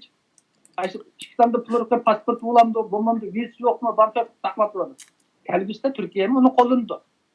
Amerika mı kullandı, lakin bu hemisi bir vakit saat gelgende, şuna biz teşkilatla, yani mesela Dünya Uygur Teşkilatı birleşme adı var mı hazır? Bu birleşikten dedik. Ama devletle ara teşkilatların bir emkarlık ordu, işte muhim diye gelgende, mesela fevkalade bu iş Türkiye'nin çıktı bu haber. Artık Türkiye teşkilatlarına bir şey gelgende bunlar İşki alakalı hemkarlaşıp talepni, nişanını bir kılış gerek. Eğer Türkiye onu uymaganda Amerika bizim kalalaydı, Amerika teşkilatları alakalasa. Demek biz işki bağlantı bilen özümüzün menfaatini oluşturup bu işe kirsek bulduk. Mesela uruş buldu deyimiz bizde muntazam çok uruş olmaydı o. Atlantik uruş buldu, onun belki bu çok dolar kirmesi mi Xitay'ını iktisadi cihetten altırtılgan derecedeki bir uruş olsa Xitay'a yedi düşüyor. Yani bu meselelerden Amerika mı xabar tepiş gerek, Avrupa devletleri mi, NATO mu xabar tepiş gerek yani? Demek çok. Yani bunu mesela Türkiye'deki Uygur'un teşkilatları ettiğin Türkiye müşhabe çıkan diken belki Türkiye hükümeti ya Türkiye'nin bir yerde bunu rastı olsa yalğımız bilmeyiz. Tefekkür var de. Fevkalade Türkiye teşkilatlarını izlep kalsa ulan mı kokmasın Türkiye hükümetten kokudu var mı sen de şu devlet yaşayan diken bana bizim kılan. Kokmasın özden talebini Uygur'un menfaat için bir azıcık bir menfaatlik bir şartını koyuş gerek. Hem onu Avrupa teşkilatlarına oturup koşacak. Biz manda bir kit var mı? Türkiye'yle manda bir anlaş kit vardı. Maaş manda kit vardı. Şunun vaxtıda bizden ayak kit vargan Uygurlarımızın Türkiye aposun, mail Amerika aposun bir yol yokap ketmeydi. Aksı ilk çaksı oldu. Elbette. Abdügnesle oturup bir şeyin lanıştığı vermeyi manda sözün arkalık cevap verin. Hata doğru. Yok anlavatım ben doğru fikir doğru yapar bu. Mesela bizden inkaz yazgıcı ayarlarımız hatta bu uruş meselesi de hazır aslında bizden peganımız toştuçu. Bence bu uruş bu oyanga kereyle biz. Yani ya biz hem hiç kutlanmaydık biz bu bir. Zaten bu tahtının üstüdücü biz. Hazır xuddi ben siyasetçilerimizni, akademiklerimizni, dünya teşkilatlarını o yandan kaçıvatgandek de his kılıvatıma. Bire candan toyduk. İkincisi kaçangıç kaçımız. Başka tutup korkumuzdan tutup apardı bizden mekke mesela. Hazır Nurikam degandek bunu asli devletler bilen özümüz deyişidigan meselesi vaqanga biz baramdık yoki sizlar kelamsizlar deb. Ama başkalar gap ichadi diye bu yani. Yani başkalar bizden aldığımız ötüp apardı hazır aslında. Hazır cemairi adım ölümen dep ölenmeymiz hazırçı. Ya uruşmen dep uruşanmayız. Hazır biz bu cenge yoki bu oyun kirmen dep kiremeymiz. Çünkü birisi bunu şu bir devlet tatip ekrimse siz biz kiremeymiz. Bizim Uygur'da onda kişi yok. Onda bir teşkilatçılık, onda bir iktisat, onda bir birlik yok. Mail aciz olsun, mail bir devlet küçük olsun. Hatta küçük bir devlet olsun, o devlet aparat olgan için ularda teşkilleş, yetekleş bir iktidar buludu. Şunun bizni bu Xitay'a karşı mail kandak şekillik olsun bir tepki ekirdiğinde bir devlet gerek. Bir devlet bizim hamilesek olmasa biz özümüzde kılamayız. Nerede kılamayız? Nerede varmayız? Kılamayız. Şunun teşkilatlarımız kokmayı değişik. Çünkü adı Uygur'da çalışıdığın nes kanmı diye 3 milyon Uygur adı lagirda. Yani 10 yıllık bugün bir ses köptü. Yani 20 yıllıkken vatandaş adı yaş ballar Xitay söylediğin Uygur oldu. Antalya sokan, İdi sokan Uygur oldu. 10 yıldan ki. Adı bu. Ular da ruh ülüdü. Adı 10 milyon Xitay 10 milyon diye Uygur diye 4 milyon 5 milyon türmüde. Yerim kaldı. Yerimindeki yani bir 10 yıllıkken bir 10% özünün eciller ölse kağını Xitay kes nim kaldı. Bu bakı salazıda köp kalmış vaxtıda. Şununla çalıştığı ayırgan şununla teşkilatlarımız ciddi şekilde üstürokan devletler bilen sülli salah kılamdı, bisim kılamdı bir yol tepiş gerek. Gayet yaxşı fikir. Pek yaxşı fikir. Doğru. Bir qarindishimiz telefon qilibdi, onun degan so'zni sizlarga qaytarib beray. Assalomu alaykum. Shu programmani taqibdan 15 sekund oldi keyin vaqti bormi? Nimada shuning uchun programmani taqib etmasangiz xato bo'ladi. So'z sizda qarindishim, so'zlasangiz bo'ladi. Bu qarindoshlar baytdan bu munozir boshlagandan yog'i obdan fikirli bo'ladi da, yana diyenleri ko'ryapmiz. Maqsad bir hazır Amerika'nın oyunu. Oyunu mayli Xitoyning oyunu bo'lsin, mayli Pokistonning oyunu bo'lsin. Agar navada mashhur bir urush etilib qolsa, masha One Corridor atrofida urush patlab qolsa, mayli qanday tashkilot nimasi bo'lsin, agar bu urush haqiqiy patlab qolsa, Uyg'urlar bir yerga berish bo'lmoqchi masalasini yana talash tartib qilyapmiz. Ammo lekin buni talash tartib qilishda bu arsalda savollar hozir millatni qaytadigan arsalda savollar o'tirib qo'yilyapti. Hem biz bir yerde hozir bunu talashlayotgan qarindoshlarimiz buni zodi biz bu shu One Corridor'ga berish kerakmi, kam bormaslik kerakmi degan masalada kesin bir qarorini bir ochiq baylan aniqlab chiqish kerak. Chunki bu millatning mushuning bo'lgan fikri to'g'ri bo'lamdi yoki xato bo'lamdi. Lekin biz hozir mushu butun dunyo bo'yicha Xitoyga qurolni qarashtirish sohasida nol desak bo'ldi. O'zimiz nol holatda hech qanday ish qilolmayapmiz hozirgacha. Lekin mushu o'yinga mayli kim tarafini o'ynalsin. Mening fikrimda kirishimiz kerak deb qarayman. Chunki biz yerga kirmay turib, hech qanday bir davlatdan yordam e'lon olishimiz yoki har qanday bir davlatdan biz yordam kirishi bu mumkin bo'lmaydi. Chunki maydonga tushmay turib, ishning temperaturasini o'lchaga olmaydi. Şunu qarindoshlarimiz bu yerda aytgan hozir har xil savollar, har xil fikr tushyapti. Lekin bu kirish kerakmi? Osh o'yinning ichiga kirmaslik kerakmi? Mashal bir harakat bo'lib qoldi. Bu shu bir keskin bir javobni baksam qarindoshlarimiz shuni anglab olish kerak. Hozir bu taqozo ishlayapmiz hamda shuni. Bo'ladi, rahmat sizga. So'zingiz tugdimi? Tugdi. Rahmat sizga, Alloh razı olsun. Qolgan javobni programmadan elib olam. Aziz qarindoshlar, biz bu programmaga kelgan mehmonlar bilan nimaning oldida deyishib olgan qarindoshlarningki o'g'isini qaynatish uchun men ba'zi savollarni so'rayman. Hatto o'zimning fikri bo'lmagan narsalarni chiqarib so'ramasam, ba'zi narsalarning haqiqatini ocholmaydi ekanmiz. Shunga hozircha to'g'ri tushunib tursanglar bo'ldi. Bizning mening shaxsan bu yerda maqsadim mush mehmonlardan shu yurkadagi gapni ilish, to'g'ri bir javobni ilish bo'lganligi uchun ba'zan bo'lmag'irdek so'ralgan savollar orqali bularning o'g'isini qaynatib men javob ilishga tirishman. Uning uchun ba'zi masalalarni to'g'ri tushunib tursanglar bo'ldi. Savolni angladinglar qarindoshlar? Ya'ni endi qarindoshimiz savol qilganda u yerdagi dedi, u yerda kim o'yinchini o'yinni u yerga berish kerak dedi-chi. Lekin unda u kelsa bo'lmaydi. U yerda o'yinni o'ynay oladigan menimcha 4 davlat bor. Amerika, Türkiye, Pakistan, Xitoy. To'rtta. Bu chunki One Corridorga shu to'rtta bor, shu to'rtadan ichiga bora oladigan qudrati bor. Qolgan davlatlar kirmaydi, unda baribir deb qaramaydi. Masalan, Rossiya o'ynay oladi, rasman 5 vakit. Hem bunun içinde Xitoy bilan Pakistan o'yinga qat'iy kirmesi kerak. Chunki Xitoy albatta bizni ko'ydirdi. Pakistan satadi. %100 satadi. Pakistan'da yüzü yok bu yerda. Satadi. Eğer Amerika o'ynab qolsa, bu Xudoning bizga bergan belgi. Chunki yaxshi. Chunki Amerikaning yerda passi bor. Buni qilmaymiz bu o'yinni. Ikkinchisi Rossiya o'yinsimi yaxshi. Chunki Rossiya burun bizni satgan bilan, bu da Rossiyami Xitoy bilan strategik bu da kelgusdagi super kuchliklar taqishib qoldi. Bu da Rossiya ham satmaydi pasmi? Unda taltib tegiz yetib etmaydi.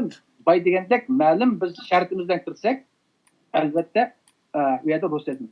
Agar Turkiyami bu yerda o'yin o'ynay oladigan bir davlatning bir super kuchlarning birisi ashar kuchi va o'ynay oladi. Bu davlatlar agar shu bizni ko'ldirib o'ynab shu yerga odam olib berman desa, menimcha berish kerak. Bu davlat mayli qanday maqsadlar olib turdi, o'zining bir albatta u davlatlar birinchi o'z manfaatini o'ylaydi. Buni chiqib qolmaslik kerak. Amerika mega pasta avval o'zining Xitoy bilan bo'lgan bir savdo kelishimi yoki strategik manfaat uchun olib turdi. Turkiya ham shu, Rossiya ham shu. Ama biz şunun içinden özümüzden tegishli menfaatini ilish maqsadida berishimiz kerak. Ama her gün Pakistan bilan Xitoy o'yinga kirib qolmaslik kerak. Am u yerga baydidiq barman demen baranmayman, hech kim baranmaydi. Ama u yerga shu bir davlat opamsa barman deb baranmaydi. Ham berib qolsa dushmanni ko'rmaydan taqdirlar bo'lib ketganimizda tugaydi. Allah Şununla razı olsun. bir yerde dostumuzun gibi savaklı vatandaşın gibi veriş gerek. Ama kim oynasa, kim yetekli veriş gerek bu mühim var. Ama Xitay, Pakistan yeteklisi baması gerek. Garip devleti, Türkiye yeteklisi bence bası buldu. Rahmet. Miyaz bir qerindishimiz telefon qilibdi. Abdug'ani bilan Nijat qerindishim ikkinglar shu ash qerindishimizning savoliga qisqaroq bir javob tayyorlab qo'yib tursanglar, men qerindishimizning so'zidan keyin sizlarga so'zni beraman. Assalomu alaykum. Va alaykum assalom va rahmatulloh. Qana salomatmi? Yaxshi, ovozlar yaxshi chiqyapti, so'zlisi bo'ldi. Hozir programmani anglayotgandim. Yaxshi so'zlar bo'lyapti. Shu bir savol qo'yib telefon qilishim. Xo'sh, rahmat qo'ysizlar. Endi programda qatnashuvchilar bo'lsin yoki so'z qilgan cho'nglarimiz bo'lsin. Ama şu yakında bir bo'layotgan dunyo vaziyatiga nisbatan bo'lib Amerikaning Xitoyni boshlash to'g'risidagi shu han koridoriga askar yetkash. Bu yerga planliq harakat qilmish ish qarta shu o'yin dunyo vaziyatiga qarta o'yinga kirish masalasida yoki kirmaslik masalasida bir so'zlar bo'lyapti. Shunga bir savol qo'yishni to'g'ri topdim agar qolsanglar. Albatta xohlaymiz, o'tirib qo'ysizlar. Endi bu ko'p savollar kelyapti, yani fikrlar qo'yilyapti. Urush kirishakda. Urushga mening savolim bir urushga tamam kelaylik, masalan, kirib qolib qolsa qaysi shaklda kiramiz? Kim boshchiligida kiramiz masalan? Yoki jamiyat sifatida kiramdoq, yoki dernek sifatida kiramdoq, yoki bir hukumat oluşturup hukumat sifatida kiramdoq. Bu demek çoğunum yıllardan beri Suriye'de urush qilyapmiz, janglar ko'rdik. Bu siyosiy vaziyatlar bo'ldi. Dunyoninki vaziyatiga nisbatan, Xitoyninki vaziyatiga nisbatan biz terrorist olduk mesela. Nimishqa? Chunki aynan paramparcha holatimizda. So'lim, biri bu urushga qaysi shaklda kiramiz? Kirib qolib qolsak. Chunki bu urushga kirishdan burun hamda o'zimizdagi ahvolni to'g'ri hisob qilishimiz kerak. Çünkü yüzümüzdeki 1944'te kurulgan şu Cumhuriyetimizge yüzümüzden hak davası, müstakillik davasını doğru çıkan asasda kirimiz elbette ama bu şekilde kayı şekilde kirimiz mesela devlet süpürü kiremdok ya ki cemiyet süpürü kiremdok. Cemiyet süpürü kirip kalsa kayı şekilde, devlet süpürü kalsa kayı şekilde mesela.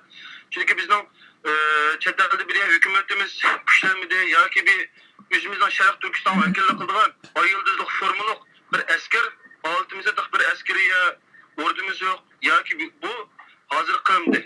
Bu ciddi vaziyette hatta biz kayı şekilde hazırlık görüşümüz gerek. Şu vatanımızdaki konuda bulavatkan, bulmak çok ama oruç nispeten kayı şekilde hazırlık kılışımız gerek. Çoğunlarımızdaki ve siyasetçilerimizdeki bunun kartta fikirler kanıtım. Allah razı olsun, rahmet sizlarga. Sözünüz tükken bu telefonu takip tutturun. Rahmet, Allah razı olsun. Ma sualdan burun iliq sualga javob olay. Abdug'ani sizdan kelsin. Siz yamanchiq besh anglangishdan sizlarga gapimni bayanlab boqing. Ya bu yerda manda bir mesele var. Bu yerda biz mayli e'tirof qilaylik, mayli manda bir o'lcham bor bu yerda. To'g'ri vaqt, to'g'ri o'rin va to'g'ri vaqt, to'g'ri o'rindagi harakat kombinatsiyasi bor.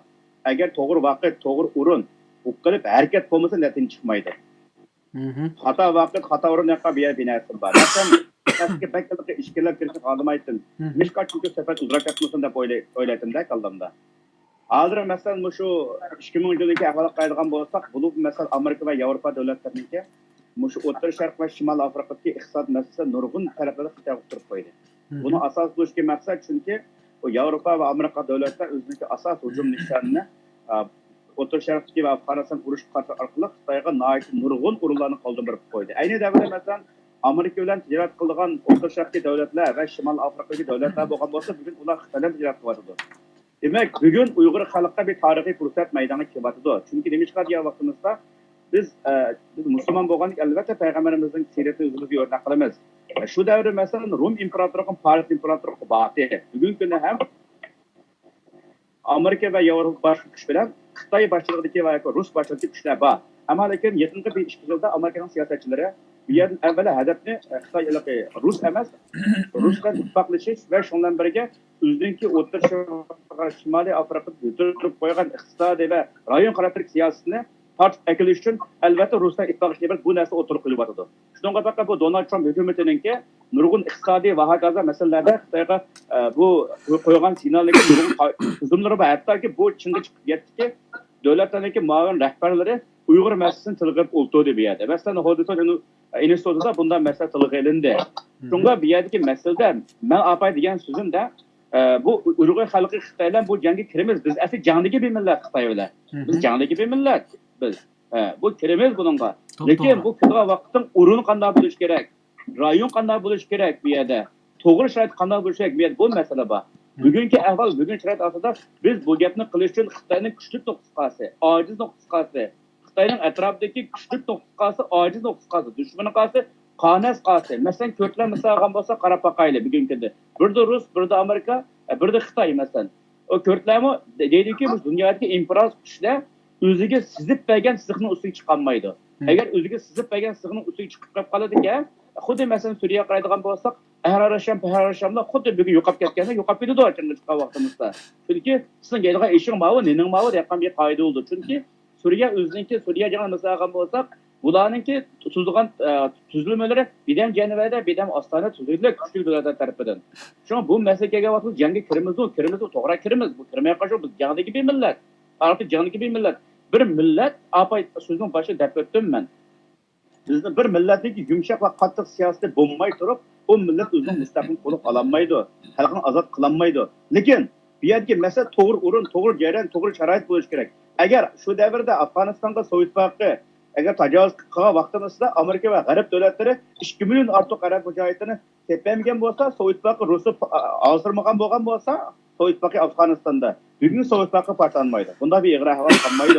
Ammo bu yerdagi biz ba'zan bir ishlar kelgan vaqtimizda hissiyotning kayniga emas, aqlning kayniga kirib o'tirib, aql o'ylab turib ish qiladi. Bu degandagi Yevropada o'tirib olib, Amerikada o'tirib olib, bunda masala emas. Mayli siz Yevropada bo'layli, mayli yoki Turkiyada bo'lsin, mayli nerede bo'lsin, bir inson o'zining sodiqligini yoki bo'lmaydi kozibligini shu nahmadan ifodalaydi. Albatta. Mening so'zim tushunish bo'ldi bel shundami? Endi o'tirib qo'ydim men. Sizning fikrlari tushunish bo'ldiki, aqllar, teoriya, nazariyachilar biroz ilmiy shaklda masalalarni o'tirib qo'yib, xalqqa qanday qilamiz, Xitoyninki ojiz nuqtasi qaysi, kuchli nuqtasi qaysi, qayerda urimiz degandek bo'lash kerak deylar, ammo ben undan demedim. Mening bu yerda demak bo'lgan gapi masalasi atrofda misol qilaylik. Bugun kuniga vaqtda Xitoyning kuchli hamrohi kim? Uyg'ur xalqining kuchli do'sti kim? Uyg'urning do'stiniki bugun biz bu ishni qilmoqchi bo'lsak, qanchalik holatda Uyg'ur o'rin hozirlandi. Shu bu yerda. Bu masala bo'yicha qilish kerak. Bugun masala Xitoyniki 2018-yilda iqtisodiy qaraydigan, GDP qaraydigan bo'lsak, tushuli kayniga. Oxirgi yenilik masalan. Ya biz hozir tema biz iqtisodning gapini qo'yaylik. Hozir tema ya bitim bor. Bir davlat masalan bir millatni mustaqil qilish uchun bir davlatning kuchi iqtisodga bog'liq bo'ladi. Ya hozir zaten iqtisodiy urush bo'ladi-ku. O'ttirda iqtisodiy urush bo'ladi. Hatto bundan foyda olyapmiz masalan. Bay degansiniz o'sha gapni buzitdi, men buzitayamda bu. Gapimni buzmasanglar men so'zlayveraman usta. Ammo men Abdug'aniga bezdim, Abdug'ani agar Abdug'ani qo'yamda ismini qatnashgan almashtirib qo'ying. Nijat Abdug'ani okey. Mayli bo'laverdi. Agar Uyg'urlar hozirga qadar dunyoda kim kuchli, kim ojiz, kim Uyg'urga yordam qiladi, kim yordam qilolmaydi tushunmagan bo'lsa, Uyg'urning tugini. Biz chetdan 30 yil da'vo qildik, 30 yilgacha buni bilmagan bo'lsak, Uyg'ur tashkiloti nol deganga. To'g'ri. Endi bu bir tugidi. Ikkinchisi Vahan koridor hech bir qachonda urush qilmaydi. Bu qirmishimiz oldida qanday boramiz, hukumatlar boramiz, forma kiyib boramiz, chapan kiyib boramiz, ishlar kiyib boramiz degan gap bo'ldi. Unda bo'lmaydi. Biz Uyg'urda unda bardan kuchmi yo'q, unda davlatmi yo'q. Abbasa biz hatto Vahan koridorga biz borolmay, yo'q o'tkazmoq uchun Xitoy bizning u yerga bordiqligimizni allabirun 20 yil pallab bo'lib, yani allabirun mustaqillikdan qo'yib, u yerga mudofaa qilib bo'ldi. Nishon, Turkiya hedefdeki u yerga borgan lekin 100 yoki 200 Uyg'ur musofasi bu yerda bir ma'lumot chiqdi. Bu ma'lumotchi Xitoyning bu sharqkordi. Buni unutqanmas kerak. Xitoyning chet eldan import qilgan 3dan 1 energiyasi bizning vatanda o'tadi. Bu investitsiya. Ya ilgili mesela Türkmenistan'dan kelgan, Azerbaycan'dan kelgan, Kazakistan, Özbekistan'dan kelgan bütün turba gazları bizde ötüdü. Ticari yoldan kimi kelayotgan egisi G'arb chegarasida bizni ötüdü. 30% importi bizni ötüdü. Endi bu Pakistan'dan qurilayotgan budaq temir yo'li va tosh yo'li va Guadar portu va endi bir yo'l bir ballaq bunun hammasi G'arb davlatini, Amerikani bir entritib qo'ydi. Iqtisodiy jihatdan Bayden Afrika bozorini tortirib qo'ydi. Mushlarni hammasi Amerika hisoblab qo'ydi. Bu yerga borsa 100 Uyg'ur mesela bu Xitoylar urushmaydi, hozir Eşek bakan kuni Xitoyning bu iqtisodiy tushlari vayron bo'ldi. Xitoy bugun 100 milliard, 200 milliard iqtisod ziyon bo'lgandan keyin Shanxaydagi 400 million Xitoy uy o'choqsiz, gazsiz qoladi. Chunki bu misol biz Lanjodagi bizning vatandan chiqayotgan, turibdan kelayotgan gazni yo'qotgan Xitoylar muzlab o'ladi. Shuninglar tahdid paydo qiladi demoqchisizlar. Ya iqtisodiy jihatdan besim paydo qildi. Bugungi Rossiyaga qanday iqtisodiy besim paydo bo'lgan bo'lsa, Xitoyga shunda bir 100 jangovar Uyg'ur Vaxan Kardurini atrofiga berib bir Xitoy tahdid paydo qilganki Xitoy andagi xalqaro kuchlar bilan, xalqaro tashkilotlar bilan chiroyli suhbatlashib keldi. Biz bu urush qilib Xitoyni urushda yengolmaymiz. Bu urush buni deb hozir bizning Uyg'ur chapansizdi. Urush olmaydi. Bu bir propaganda davron qilish urushi. O'yin deb tursak to'g'ri bo'lmasmi bu gapni o'yin desak? Desak? O'yin deb ism qo'yib tursak to'g'ri bo'lmasmi? Nima o'yin deb bor? Ya'ni urush deganni o'yin desak demakchi. O'yin deyilmaydi, o'yin deyilmaydi, nima deyiladi? Nima desak shu.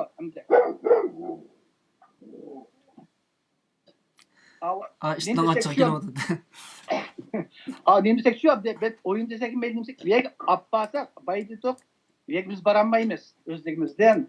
Onu bay abiyan qiyirchimiz bizni kim bordi, hukumat taraf boramiz, tashkilot tarafdan boramiz deb bu hozir Uyg'urning ahvoli qarab borsa bizni bu sirgin hukumat borolmaydi. Bu Sharq Turkiston Milliy Majlis borolmaydi, dunyo Uyg'ur kulturi borolmaydi. Ochiq deyishimiz kerak, bu yerda oyoq qo'ydigan ish yo'q. Buni apirdigan bir davlat apirdi. Qaysi davlat apirdi uqmaymiz. Apagan o davlat o'zidan planlagan bir davlat bo'lganki, u yerga uni hisoblab, o'lchab, hamma qilib apirdi. Chunki nima uchun apirdi deganda, bu Xitoyning bir vaziyat, bir yo'lmisi shu davlatning iqtisodiga, xalqaro manfaatiga ziyon qilgach apirdi bizni. Shundan biz foydalanamiz. Biz vatan bilan urush qilib ketmaymiz, vatanga borolmasligimiz mumkin, u vatanga urush qilmaydigan. Chunki bu o'rtada Xitoyning laktosak askarlari va baydigandek va Xitoyda muntazam qurollar var. Bizde başta kötemlikten barışıya girmeydi. Ama onda çok uğraşıp ketmeydi. Onda bir çok oyun bulmaydı. Ama 100-200 Uygur'un aşağı propaganda apardığına Xitay'nın iktisadi stakları, Şanghay stakı, Beijing stakları bu yüzü düşürdü. Enerji düşürdü. Orta Asya'ya Şark Ekspres kokan baldır düşürdü. Xitay'nın zavutları takıldı. Bugün Donald Trump bugün 200 milyar vacip okuyup diye Xitay vacin şirketi akşam Washington'a salam kılır geldi. Bu şundan bir iktisadi zerbe her taraftan Xitoy bo'lsa, albatta bizning vatandagi sharoit o'zgardi. Bu urush shunda strategik urush bo'lgan, urush bo'lgan. Ya'ni o'q atmay turib Xitoyni taslim qildi demakdir. Xitoyni bir shartlarga ma'qul qildi. Nijat, siz o'qingiz keldimi yo? So'z qiting. Qarshi chiqing. Men anglayapman yaxshi. Mening anglamang, men so'zlam bermayman bu yerda-ku. Qarindoshlar ilaqi biraz bu vatandaşlarniki biraz ilaqi bu nimadan bek hayajonlanganligini, ortiq kelganligini, bo'layotgan zulmdan o'zim baksam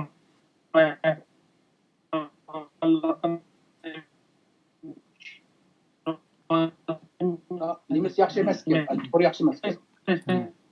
Nijat, sizniki nimangiz, ovozingiz yaxshi kelmayotdi. To'xtang, men meyadan yan uchun mana ikkirandan biroz jiroq tursangiz yaxshi keladi.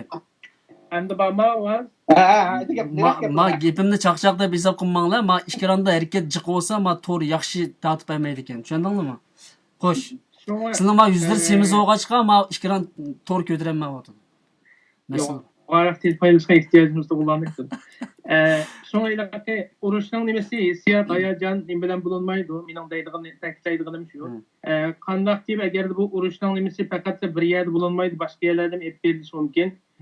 Xabarning nimasi chilliq nisbatini aytgan chog'da o'ttiqi nechilik chilliq nisbatini bilmaymiz. U yerga yetkazgan ma'lum bir eksik degan davlatning tehi ma'lum bir to'liq chiqqan nimasi yo'q.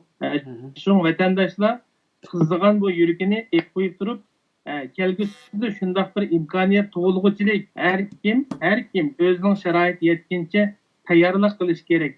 O'qiy oladigan odam bo'lsa o'qish kerak. Tömürü ko'tara oladigan odam bo'lsa fizikalik tömürü ko'tarib chiniqish kerak. Har sohada bo'lindi bu narsa. Shu vatandaşlar tayyorlik holatda turish kerak. Aşnaq bir nima bo'lgan holatda shunda nimaga o'zining bir kishilik hassini qo'shish uchun. Bu bizning bugungi kunda qila oladigan amaliy reallik narsamiz. Herkes berilgan narsa hayajon hissiyot bilan yapmasak bo'lmaydi. Biz u yerga hozir bugungi kunda tavakkul toplamki destek Xitoyning tuzgan shu to'zg'iga tushganning o'zi bo'lamiz-ku. Shu narsa amaliylashib reallashishga qadam bosqichida her kim qo'limizdan kelishicha Amelileşiş, reallik qadam besiş degan gap shu boshqalar hammasini opirib tank yap jinasini o'rinlashtirib bo'lgandikin degan gapmi? Bu bir narsaning yuz berish uchun dunyoning siyosati sizdigan kuchlarniki shu narsani tayyor qiluvchilik biz tayyor bo'lishimiz kerak. Bunda ham osmon qarab paq tushsin yoki mevjutsin deb o'tirganlar deganlik o'tirimiz deganlik emas. Albatta bu yerda shaxsdan tortib tashkiliy apparatlarimizga hammamizniki ustimizga tushgan vazifalar bo'ladi. Buni tashkilotlarimiz, nimalarimiz qo'ldan kelishicha qilyapti, ammo yetarlik emas bu narsa.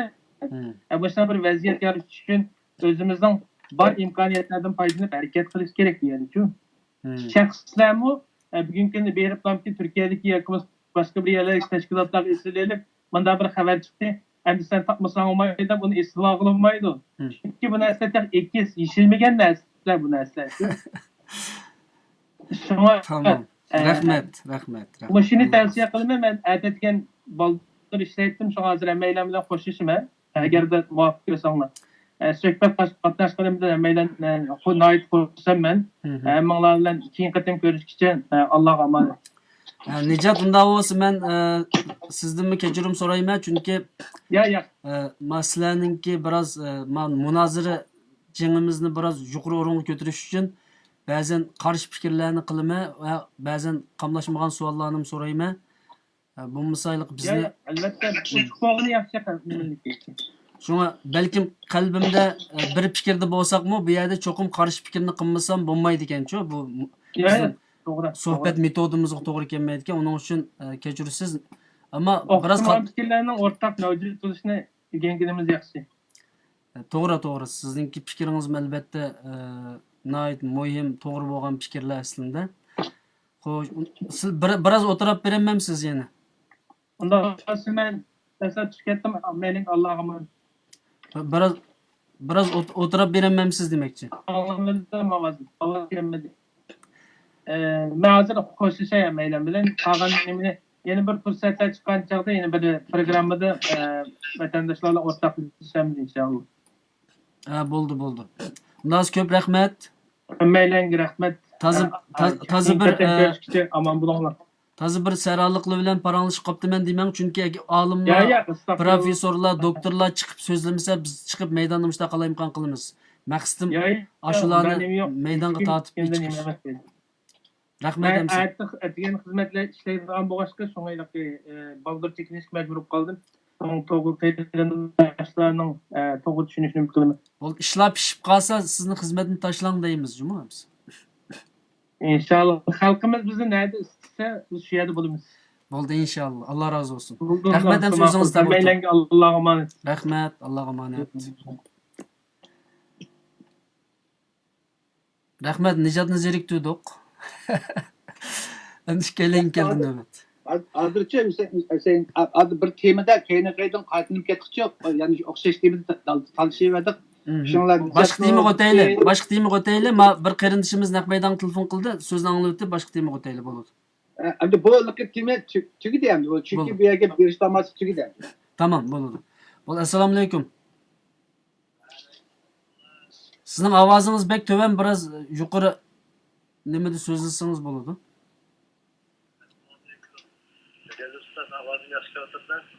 Ya intayin to'van sizning ovozingiz. Bo'z telefoningiz nimangizni elib o'ting, nimani o'chirib o'ting, sirtqi chiqayotgan ovozni. Ovozingiz bek bo'sh. Ya Normal aletga keling telefoningizdan chu. Bir narsa chetiqliq o'xshaydi. Assalomu alaykum. Endi chiqdi, endi so'zlang. Ovozim yaxshi keldimi?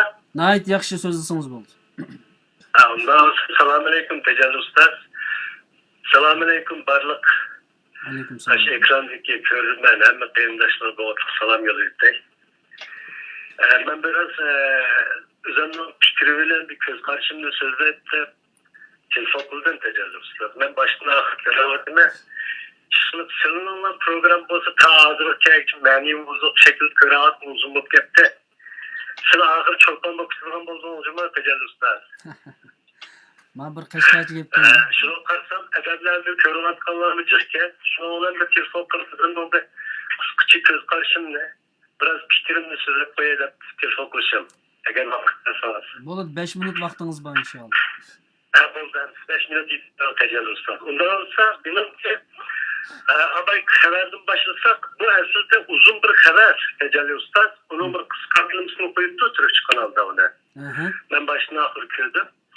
Onun başına da bir de terimdaşlar bir bahs buldum. Hem uzun bir haber var. Onun için benim ikinci bulup demekçi bulgan göz karşı. Hazır eğer biz dünya karsak Tejalli ustaz. 20 yıl oldu ben çetel yaşamaklı. Hem de bu yerde Xitay Komünistliğin partistiki bir 5-10 efendim dünyanın kandak kalayımıqa kılvatkanlığı, bularının kandak eşeddi mahsus geldiğini dünya alır adı tunup yetişti. Amerika birinci yıllık tunup yetti bunu. Anadolu'nun başlılarda Amerika tunup yetken dikildim. Çünkü bu hakkaniyetini soravatkan bir devlette bunda İslam'ın yüz verişi mümkün emez İslam. Çok bu katı ruhsat kılmaydı. Çünkü bu yoldan çıkarken imanı işlemesi bulmadan 5-10 kişi kalem kalkılattan bir cihan hazır. Şunun bilen bu kalem kalçılıktan paylanıp Amerika buna bilen sordu münasebette bir canlı ilan kılandan başla bunların tumurunun aşacama yeri gidersek saldı. Çünkü bu aslında ticaret uğraşı emez Tejalli ustaz. Bu ticaret uğraşının aslındaki nurgun bunların koyulgan talep Xitayla aşkarlamadı teher. Bunun içindeki talep bütün Cumhuriyet'teki yaşamaktan halkının din erkinliği buluş gerek. İnsani erkinliği buluş gerek. Bütün kanun bilen bir taraf bulduğun bir devlet buluş gerek. Digen neslerini koymalık için ta hazırlık için vaktini akıl suzup fırsat alağızı da bular. Yani komünizm yok bulaş gerek demek için. Bu haberler bu işlerin fırsat bulanmaydı. Çünkü Türkiye'deki malum adamlar kullanıldı. Ciddi şigenlikin, gazinokenlikin ameli yok. Özellikle mecbur aşında dövüşün bir basım ancımı tuşlar. Kurbanlıklarını beri salıdı. Bunu doğru düşünüşümüz gerek. Ama benim Mişel'deki körümellerle birden bir deyilgen göz karşım şu. Hemimiz bir nazar salayla bu işte 5-10 kapırın olan Komünist Parti'deki 5-10 kapırın olan 30 yılın yakın kılıvatkan askericilerin ki namayendisi mağazı dünyadaki sekreyi çıkıvatkan işler.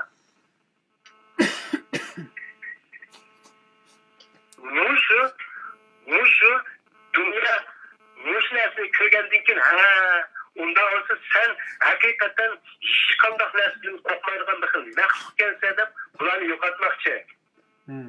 Buna az kaldı. Yine benim halklarımızın, kıyırındaşlarımızın biraz dünyadaki birinin Facebook Tejalli ustaz yok. Başka haberlerim o, başka adamlar kılavatkan neslerimde bir gözünün kuyruğunu sapıyışını ümit kılma. Bulup mu? Aşı Xitay'dan çıkan Golden degan Xitay'nınki materialının hevesi görüşünü tavsiye kılma. Bütün kıyırındaşlarımga. Rahmet. Okey. Dediğimiz şu, Allah sizden razı olsun, hem ondan razı olsun. Allah'a emanet. Allah'a emanet. Rahmet sizga. Bo'ladi, rahmet. Bu qarindishimiz herhalde Finlandiyadan telefon qilibdi. Menga telefonimga nomeri chiqdi, onun uchun o'zim so'ramadim. So'z sizlarga qoldi. Abdug'anijonning so'zini anglab baqili bu to'g'risida. Abdug'anijon uxlab qolmaysizlar? Ya ben uxlab qolmadim.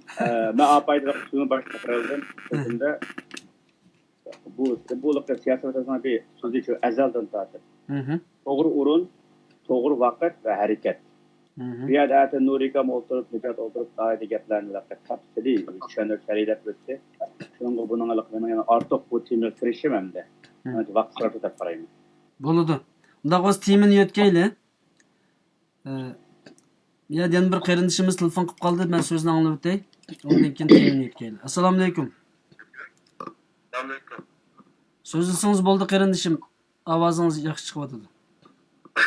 Ama yaxshi bir program qilishdi. Men ko'rayapman hozir boshdan boshlab. Xo'sh. Mening ba'zima nima bor? Mesela vatandaki o zaman lager 2 yıl boyun 2 yıl oldu mu? Lager'ın başlayışının sebebi Muşu Vakan Kardor'daki Muşu'dan teşkillenişim bu lager meselesini getirip çıkargan. Xitay hükümeti bu Vakan Kardor oruç çıkıp kalsa da bu lager'ın 2 yıl burun başladı. Aslında maksat müşahedeki oruçtan aldığını erişti Xitay hükümetinin ki. Lager'la başlaştık maksat. Qisman qaytildimi? To'g'ri.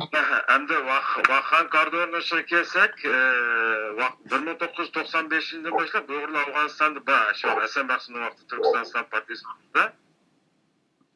Bundan şu 97-98'leri edilip Vakan Kardor'un hemen komple teşkil edip çıkan Uygurlu bağlan şu çağ.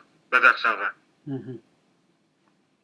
Bunu teşkil edip şu termometre İgizlik'te Uygurcu Kırgızcı kep kullanan adam yaşar yerde bir köl var gibi de. Uygurlu bu yerde uğraş kılıç kıyanını 20 yıl yaşadık. 25 yıl oldu bu işten. Unda oğanda İslam Partisi nima uchun bu yerga bormadi? Masalan, berish Bunu qaysi kuşlu mandaylık yardım kuladı kanda bunu tek kişiysak bek uzak kuşlu ama kısıkılama şu nefsinde biri. Bu yerga bağmadı mı ben okumayım lekin ama hazır yaşadı bağışka ulum bağdı belki ben okumayım tahmin kuladım. Men bir Uyghur tadqiqatchisi bo'lganligim uchun endi buni Uyg'urlar deb turib, men bu ish tadqiq butun Uyg'urlar munosib hammasini tadqiq qilaman. Xo'sh. Undan keyin bu ish shu vaqtda 2000 Uyg'urlar zatda urush qilish uchun Vakan Kardor shu chaqqichi shu yerlikchi beribdi ekan. 170 kilometr qatgan Xitoy chegarasiga.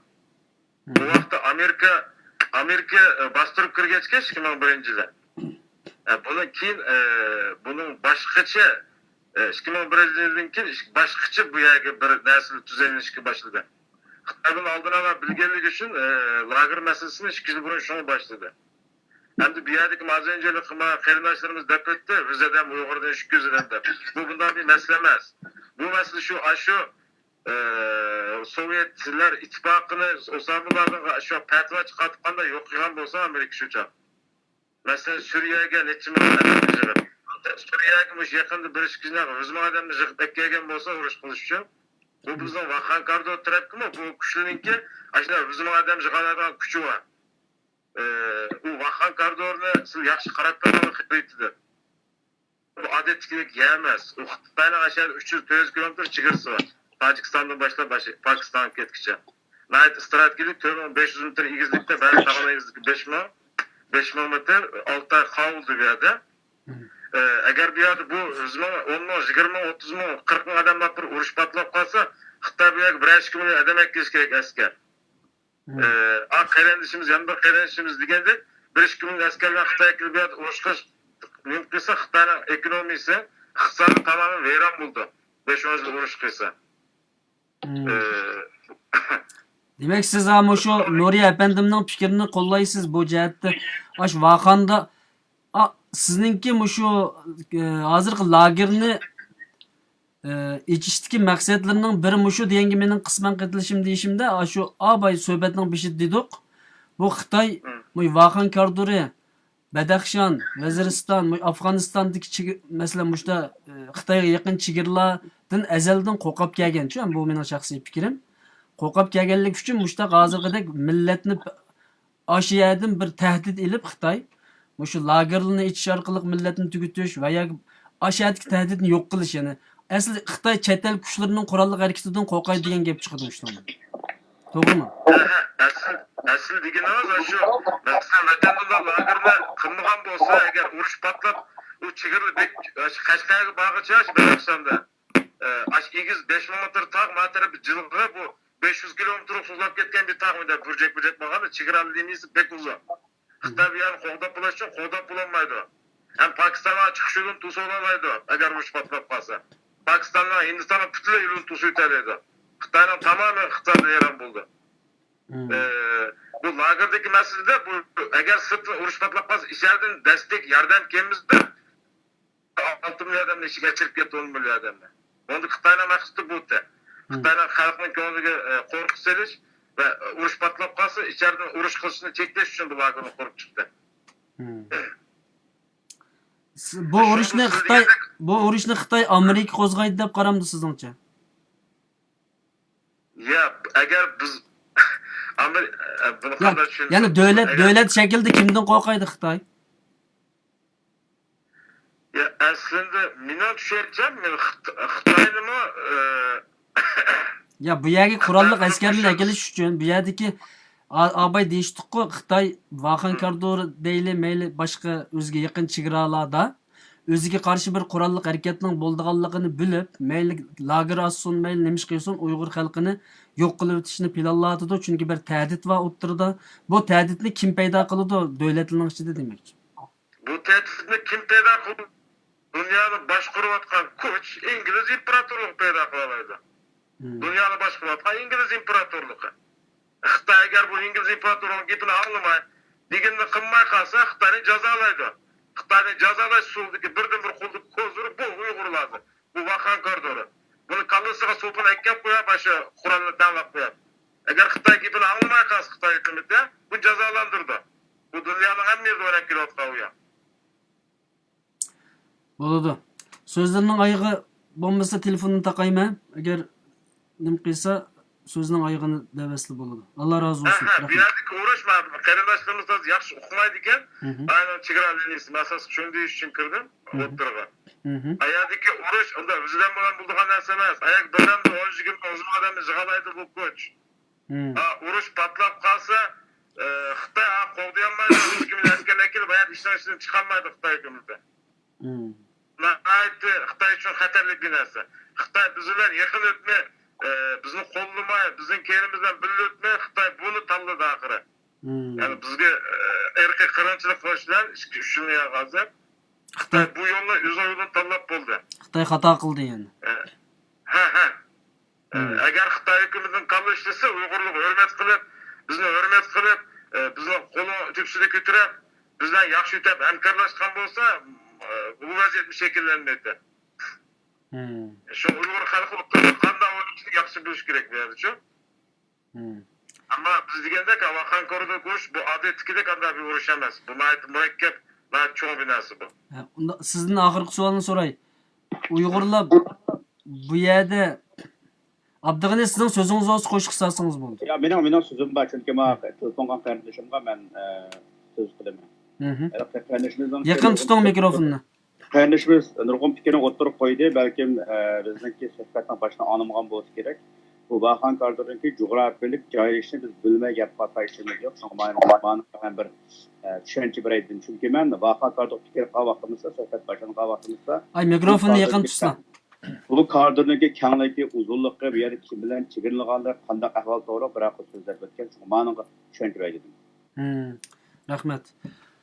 Unda bo'lsa yani bu sizningcha telefonda qarindishim oxirdagi bir savol. Bu oldimizda bu qo'riqni ko'targan kala nim qilmay qolmaydi deb bu ish bo'lamdi sizningcha? Vaxanda ashtaq bir ehtimollik bormi? Yani u yerga askarlarning kelishi. Vaxandagi ehtimollik hamda Xitoy bu kuchlarningki talabiga qo'shilsa, hammanimizga hadab hamma narsa qo'lni qo'yib tuksa bu ish tugaydi. Tukmasa yani bu ishni bu cho'ng kuchlar buni qo'llandi. Bu u yerni o'ynaydi. Dunyoning hamma bu Qur'onni bu u yerniki. Ashak askar toplaydi degan gap. Toplaydi. Xo'sh. Bo'ladi agar qetib qo'ydigan boshqa so'zlar bormi? Yo'q, bo'ldi. Lekin telefon qilgan boshqa. Rahmat. Alloh rozi bo'lsin. Bu yerda aziz qarindoshlar, faqat programmamizning maqsadlaridan birisi qarshi fikr qilishni o'rganish. Ba'zi qarindoshlar yazıptı bu talashmanglar, qilishmanglar degandek gaplarni. Biz talashishni maqsad qilib bu yerda program qilyapmiz. Asosiy maqsad talashish. Ya'ni munozara qilib millatimizningki fikr qilish iqtidorini o'stirish. Uningdan keyin doktor, professor, olimlar ikkiranga kelmasa, mushtaq o'zimiz chiqib so'zlashim, qalaymaqan bo'lamdi, xato bo'lamdi, to'g'ri bo'lamdi. Dötlar maydonni egallash. Shuning uchun bir tarafdan olimlarga, professor, doktorlarga va ustozlarga besim qilamiz bu yerdan chiqib millatga to'g'ri so'zlashni. Ya'ni bir tarafdan o'zimizningki haqqi bo'lgan so'zlash haqqimizni qo'llanamiz. Programmamiz oxiriga kelyapti. Ya'ni 15-20 minut vaqtimiz bor. Undan keyin so'zimiz tugaydi. Men so'zni nimaga beray? Nuri Musaboyev efendimga. Ikkinchi temamizga men kirmaylimki deb o'yladim, chunki vaqtimiz oz qolibdi. Shunday Faqat oyog'idagi eng cho'ng bo'lgan bir nuqtani deyishib o'tib ketdi. Ya'ni nima qilamiz? Ya'ni biz bu yerda professor, doktor emas, hech qaysimizning unda bir qalbi yo'q. Ammo biz bir inson, bizim bir kitob varaqlab boqqan insonlar hammaylar. Buningda fikr qilish huquqimiz bor. Xalqimizga nima ish qilsak, bu yerda bir qancha nuqtalar aniq bo'ldi-ku, biz bu o'yinga kiramdik, kirmamdik masalada asosan biz bu o'yinning ichida, biz o'yinning ichida bo'lgan ekanmiz, majbur mengishga. Bu senda mangimiz, shaxmat o'ynaganlar biladi. U mangmay jim turib olmaydi, majbur bizni mangdirdi yoki shoh. Buning uchun qanday mangimiz, nima ish qilamiz degan bu masalada bir ikkilangan fikrni olgandan keyin programmani oyoqlashtiraman. Xo'sh. Gap qilyapti. Ben dep oldum bu to'g'ri qabaytın. Nima? Apay dep oldum bu. Bizga bu to'g'riliq aralash qo'shivyapti. Ya'ni nima qilamiz deganda asosan bu temining sababi ATV'ninki chiqargan xabarga asosan bo'lgandan keyin shuning qadri bayditok so'qqan bo'lishimiz kerak, ehtiyotchan bo'lishimiz kerak, ammo fursat kelib qolgan bo'lsa, u fursatni qochirib o'tmasligimiz kerak. Uchun tan qo'ygani so'qqan bo'lishimiz kerak, aqlli bo'lish kerak. Aldraqsamlik qilmasligimiz kerak, chapansiz ketmasligimiz kerak. Ya'ni bo'ldi Alloh hikmatida ketmaslik kerak. Endi buning kim boshladi, kim nima qiladi, buning foydasi nada, Uyg'urning nima foydasi deganlarni hisob qilish kerak. Biz qochirib o'tmaslik, agar buni biror davlat boshlagan bo'lsa, yoki Amerika, yoki Turkiya shunday bir plan bilan, o'yin bilan qilgan bo'lsa, bu fursatni qo'lda berib qo'ymaslik kerak. Ular bilan so'zlashib, kelishib, mening haqqim qanchalik, biz qanchalik bundan foyda olamiz degandan kelishib, buni kirish kerak. Endi boy telefondagi bu yerda bir gap chiqyapti, urushdir. Ben urush deganda bo'lmaydi hozir. Chunki bu urush qilgandek bizning Uyg'urning undagi yo'q, chetdanlikmi? Bu Xitoyga bizni urush qilgandek bir o'rnining 20 askar olib bermaydi. Unda biz urush chiqirdi. Bu vaqtlarga berishimiz zarurati yo'q. Afg'oniston territoriyasida ashning o'zi Xitoyga o'sqatan bir tahdid, ham Xitoy boy degandek bir nima. Haligi bayatda unutilib qoldi, Farg'ona vodiysidir. Chunki Farg'ona vodiysining bu ala ojizligi, chunki Farg'ona vodiysidan Xitoyning ketib qolgan bizning takdim makamlar o'tadigan 3 tur bor. Bu iqtisodiy koridor bu, Farg'ona vodiysi. Qirg'iziston bo'ldi, Qirg'izistondan koridor kirib, bunda o'tib ketadigan bir yerda cho'ng bir nimbangi Xitoy ikkinchi Jipak yo'li, ikkinchiligi Beltwayning bir parcha Qirg'iziston o'shni o'tib Toshkentdan mangdi. Buni bu rayonlarga bir tahdid bu. Endi nima qilamiz deganda, kimtam yapsam demokratlashidi, Xitoy ilg'orlashidi, Xitoy insof qiladi, Xitoy imoniyda ularni saqlab o'tmay, chet eldagi g'arbchilar emas, qo'limizdan kelishcha o'sha davlatlarning ishini to'xtamay chekish kerak. Chunki vatandagi vaziyat eg'ir. 3 million nagrda ularni qanchaga boqmaymiz. Bu nima erkak bordi. Bunga jiddiy xalqaro harakat qo'zg'ab Xitoyni bu lager taqish kerak. Mayli bo'lsin, noyim shu. Endi bu chiqqan xabar qarta deb bo'ldik. Agar bu xabarniki o'ylanadigan ko'zlarning muqim bir aqli ishlaydigan davlat bo'lsa, bunga bismillah berish kerak. Rahmat, Allah razı olsun. Abdug'anijon, sizlarmi abay gapni deb bo'ldi, ammo tag'in keskinroq javob anglashni xohlayman, chunki bizningki qarindoshlarimiz past o'tirib ko'rsa kallabek ishlaydi. Nurg'un inkoslarni, fikrlarni yozadi. Uning uchun sizlarmi bir izlanayotgan bir siyosiy faoliyatchi, aktif bir kishi hamda jamiyatni tadqiq qilayotgan. Bu masalada biroz konkretroq bir şekilde javob olsak yaxshi bo'ladi deb qarayman. Undan keyin programmamizni oyoqlashtiramiz. Shu bu qatam xabarlar qarta mening deydigan gapim shu. Apay ben dedim cho'qim biliqi vaqt, o'rin va harakat bu narsa muhim endi. Shunga bugungi vaziyat, bugungi sharoit vaqtimizda bir xabar chiqqandan keyin qaplashni qilmaslik kerak, aqlli bo'lish kerak, tirishchan bo'lish kerak va shundan birga bu ishning oldaqisini yaxshi mo'ljallash kerak va bu ishda xalqimizga qanday foyda va ziyon bor buni bilish kerak. Agar bu ishda xalqimizga foyda ziyon bo'lsa, ishonch bo'lsa, bu boshqa bir masala. Lekin mening navbatga hozir qiladigan gapim bu. Navbatda hozirgi vaziyatda, hozir sharoitda bu sharoit o'z o'rnida. Bunday qilgan gapim bu. Shuni aldirasalik qilmaslik kerak. Buni faqat mankin tashkilotlarga yoki vaqaza onun ustirib qo'ymasdan, dunyoning har qaysi joylardagi har sohadagi qarindoshlik ish rafetlanmasini kenglam tashkil qilish, anglatish, o'zimizni do'st etish, Xitoyning oydin nuqtai nazarini bilish va bir ishni qavaqisi oqisliq o'ylashni iborat tafakkur qilish kerak. Shunga bu yerda alaqabiyatga abaqo suhbatda chekib ketdi. Shunga qanishimizni bilmaydigan degan bir narsani dedi. Alaqajo'raflik masalasi.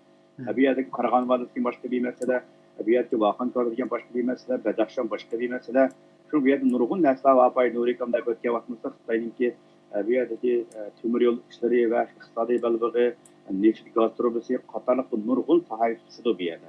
Shu bu nurg'un sohalar vaqtimizda bugungi dunyoni boshqarayotgan imperial kuchlar, masalan qisqa bir o'rnak olgan bo'lsam, oldin qatim Argentinada Xitoylar jang gapirgan bilan Argentinada g'alaba nimasi ma'qul aqam degan bir yerga keldi. Masalan, unutib qolmaslik kerakki, ayinlarda menkin xalqimi g'arbning kemasdan ba'zi minatda kamga vaqtda gom 5 bomba degan menkin xalqi shu davrda iqtisodni vayron bo'lib, keyin millat Xitoydan ularga boshqa qilgan tashkillangan masalan. Shunga bu masalaga xulos qalam shuki, bu yerda bunday ish bo'pti desa, jugurab chiqib mankin qilgan bunday ishni qilmaslik kerak. Aqlli bo'lish kerak. Rasulullohmi avvalo masafa qabilik bo'lgan vaqtimizda Abu Bakr Siddiq roziyallohu anhudak atrofdagi qabillarninki kuchli va ojiz nuqtani egallagan, o'rgangan, bilgan va shu sohadagi sahobalarninki masala fikrlarini olgan. Shunga bu yerda faqat tavakkul sabab bilan bo'ldi. Bu sababsiz tavakkul bo'lmaydi bu yerda. Shu mening deyotgan gapim bu. Allah razı olsun. Millet Abay Nurikam degandek tugab ketyotdi.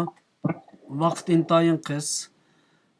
Adımız uruq, yol jiroq bundaq bir ciddi bir şekilde mesela elbette Abdug'ani degandek diqqat bilan, aql bilan ish qilish lozim, ammo mencha har qanday ishga bek hushyor qarab, agar bu kala quyrug'ini ko'targan bo'lsa, darhol berib, sen qanday ko'tarding? Rostmi, yolg'onmi? Buni Abay degandek Nurikam tashkilotlar biroz bunga jiddiy qarshi, Türkiye'dekiler Türkiye hükümeti bilan ko'rishishi, Yevropadagilar Yevropa, Amerikadagilar Amerika bilan qarab, biz ciddi turib bu ishninki masalan boshqalar bizni o'ynashdan burun bizni bu ishga biroz to'g'on salsak degan umidni bildiraman. Chunki vaqt intayin zich bo'lib ketyapti. Chataq qilib, ba'zi ishlarga bizning vaqtimiz yetmaydi. Ya'ni har kunimiz mencha 100 minglarcha insonni biz ziyon tortyapmiz.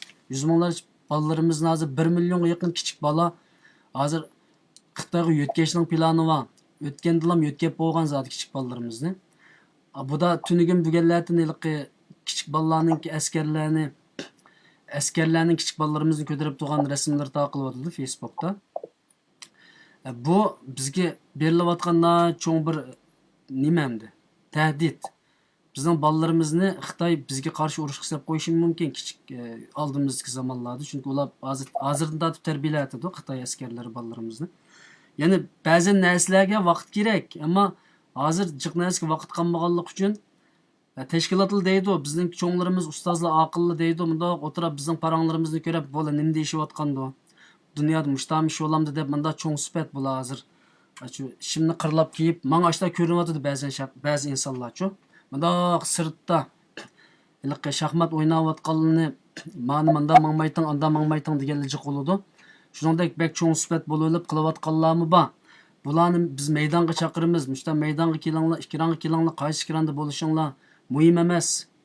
qaysi ikkironga kelsanglar chiqib xalqqa urushdan keyin qahramon chiqmanglar demoqchiman. Urushdan keyin qahramon chiqmanglar.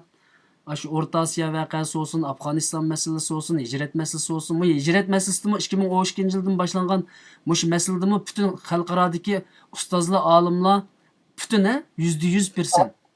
Makul 1% ne koylu %99% akıllı qarab tudi.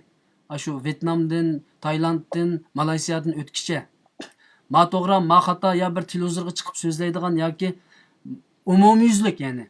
Hamda bunda çayxonada, mashrabda so'zlaganlar bo'ldi. Ammo umuman tashviqot chiqib, umum xalqqa cho'ng jihatdan yo'l ko'rsatib berganlar bo'lmay, undan keyin hammadan 4-5 ming odam chiqib bo'lgandan keyin, 2-3 ming odam Suriyaga ketib bo'lgandan keyin, anda xatoti, mamanda to'g'ri edi degan bu ishni biz takrorlayapmiz. Uning uchun balkim ba'zilar nima uchun Erkin Akramdan chiqmadinglar, nima uchun Asad Sulaymondan chiqmadinglar, nima uchun palonchidan chiqmadinglar deganlar menga yozganlar bo'ldi. Men jiq terishdim. İnşallah aldığımız zamanlarda asli ular bizga telefon qilish kerak. Bo'yliqi mundaq bir masalachi bu xabar degan buningki tigi yo'q, asli yo'q deb o'tib ketmasligimiz kerak biz buningdan keyin. To'g'ri, asli yo'q bo'lishi mumkin. Ammo bir davlatning nimasi chiqyotdi. Xo'sh, gap qilsam. Mening bu yerda qaytib qo'ygan bir narsam bor. Yaqinroq tutsa mikrofonni. Mening bu yerda qaytib qo'ygan bir ikki so'zim bor. Birinchi qaytib qo'ygan so'zim yıllardan beri ben kuruvatma, vatan millet yolunda nurgun qarindoshlarimiz özlükünü uyuşup, teşkilatlarını kurup, kollardan kelişe yıllardan beri hizmet kıvatıdır. Özden ailesinin vaktini hazır mesela bunu bir yerde keçiler 13 oldu. Muşlar sözleş için nurgulgan kitap madel kuşu doğru geliyor. Şuna teşkilatlarımız koldan geç hizmetin kıvatıdır, lekin ulanın bazı bir pasif işlerde aktif koşulmuş kalama. Ve şundan birge mesela hem bütün teşkilatları hep oturuyorlar, özde bir çıkılıp mesela desek, bu kala küdürgü ağanda pas duran başka qarindoshlarimizni bu xalqimizning xizmatini qo'yish uchun aktiv bir harakat qilishga men chaqiriq qilaman. Bu birinchi gapim. Ikkinchi gapim, urush deganda mushundaq professor bo'lsin, olim bo'lsin, mushundaq so'zlar uyg'unib baydan chiqadi. Chunki bir mashhur bir gap bor. Masalan, jangchidan general chiqadi deydigancha bu yerda. Bir millatniki peshagan kulfat va dard alam kelgan vaqtimizda bunda vaqtiga o'zining xizmatini va joriy qildirmagan vazifasini icra qilmagan odamniki millatga manfaat foyda olmaydi. Shunga Mahmud Qashqarning bir gapi bormi? O'zining xalqininki g'amin yemiga odam inson emas deydigancha. Bunda deganligi masalan bu yerda bizning ba'zi ustozlar qarindoshlarimiz bunda deganligi emas, bunda ish qilmaydi deganligi emas. Shunga ba'zan bir odamlarga men bu fikrni da'vat qilaman. Allah razı olsun. Bunun ketib qo'ydigan boshqa so'zlar bormi, Nurika? Yok, gap yo'q. Rahmat. Endi vaqtim bir kirib qoldi, anglab qo'lim ketmasin, 13 ko'pdi. Bo'ladi. Bo'ladi, rahmat sizlarga ko'p rahmat. Inshaalloh oldimiz zamonlarda texmi aqlliq, texmi botur, texmi bizdan aql insonlar bo'lsa mana maydon hozir chiqib o'zininki eng to'g'ri fikrlarini o'tirib qo'ysa bo'ladi. Inshaalloh. Men bugungi programmaning iloji va ilmiylikdan biroz ko'cha tiliga qiysoq deb o'ylab biroz qalaymiqanda ko'rindi. Amaliyotda nihoyat yaxshi suhbat qildik. Chunki konferans shaklida ilmiy o'tirib teoriya, nazariya so'zlash biroz modadan qilyotdi. Kundan kun xalqimizning ochiq yomon bo'lib ketyapti. Ba'zan masalalarga bek jiddiy konkret va ochiq javob berishni xohladi. Uning uchun men programmani shu tarafga ko'tardim. Inshaalloh Alloh sizlardan rozi bo'lsin. Ko'p rahmat. Yana bir qitimliq programmada ko'rishgacha omon bo'lsizlar. Allah'a emanet. Esselamu aleyküm ve rahmetullahi ve berekatuhu.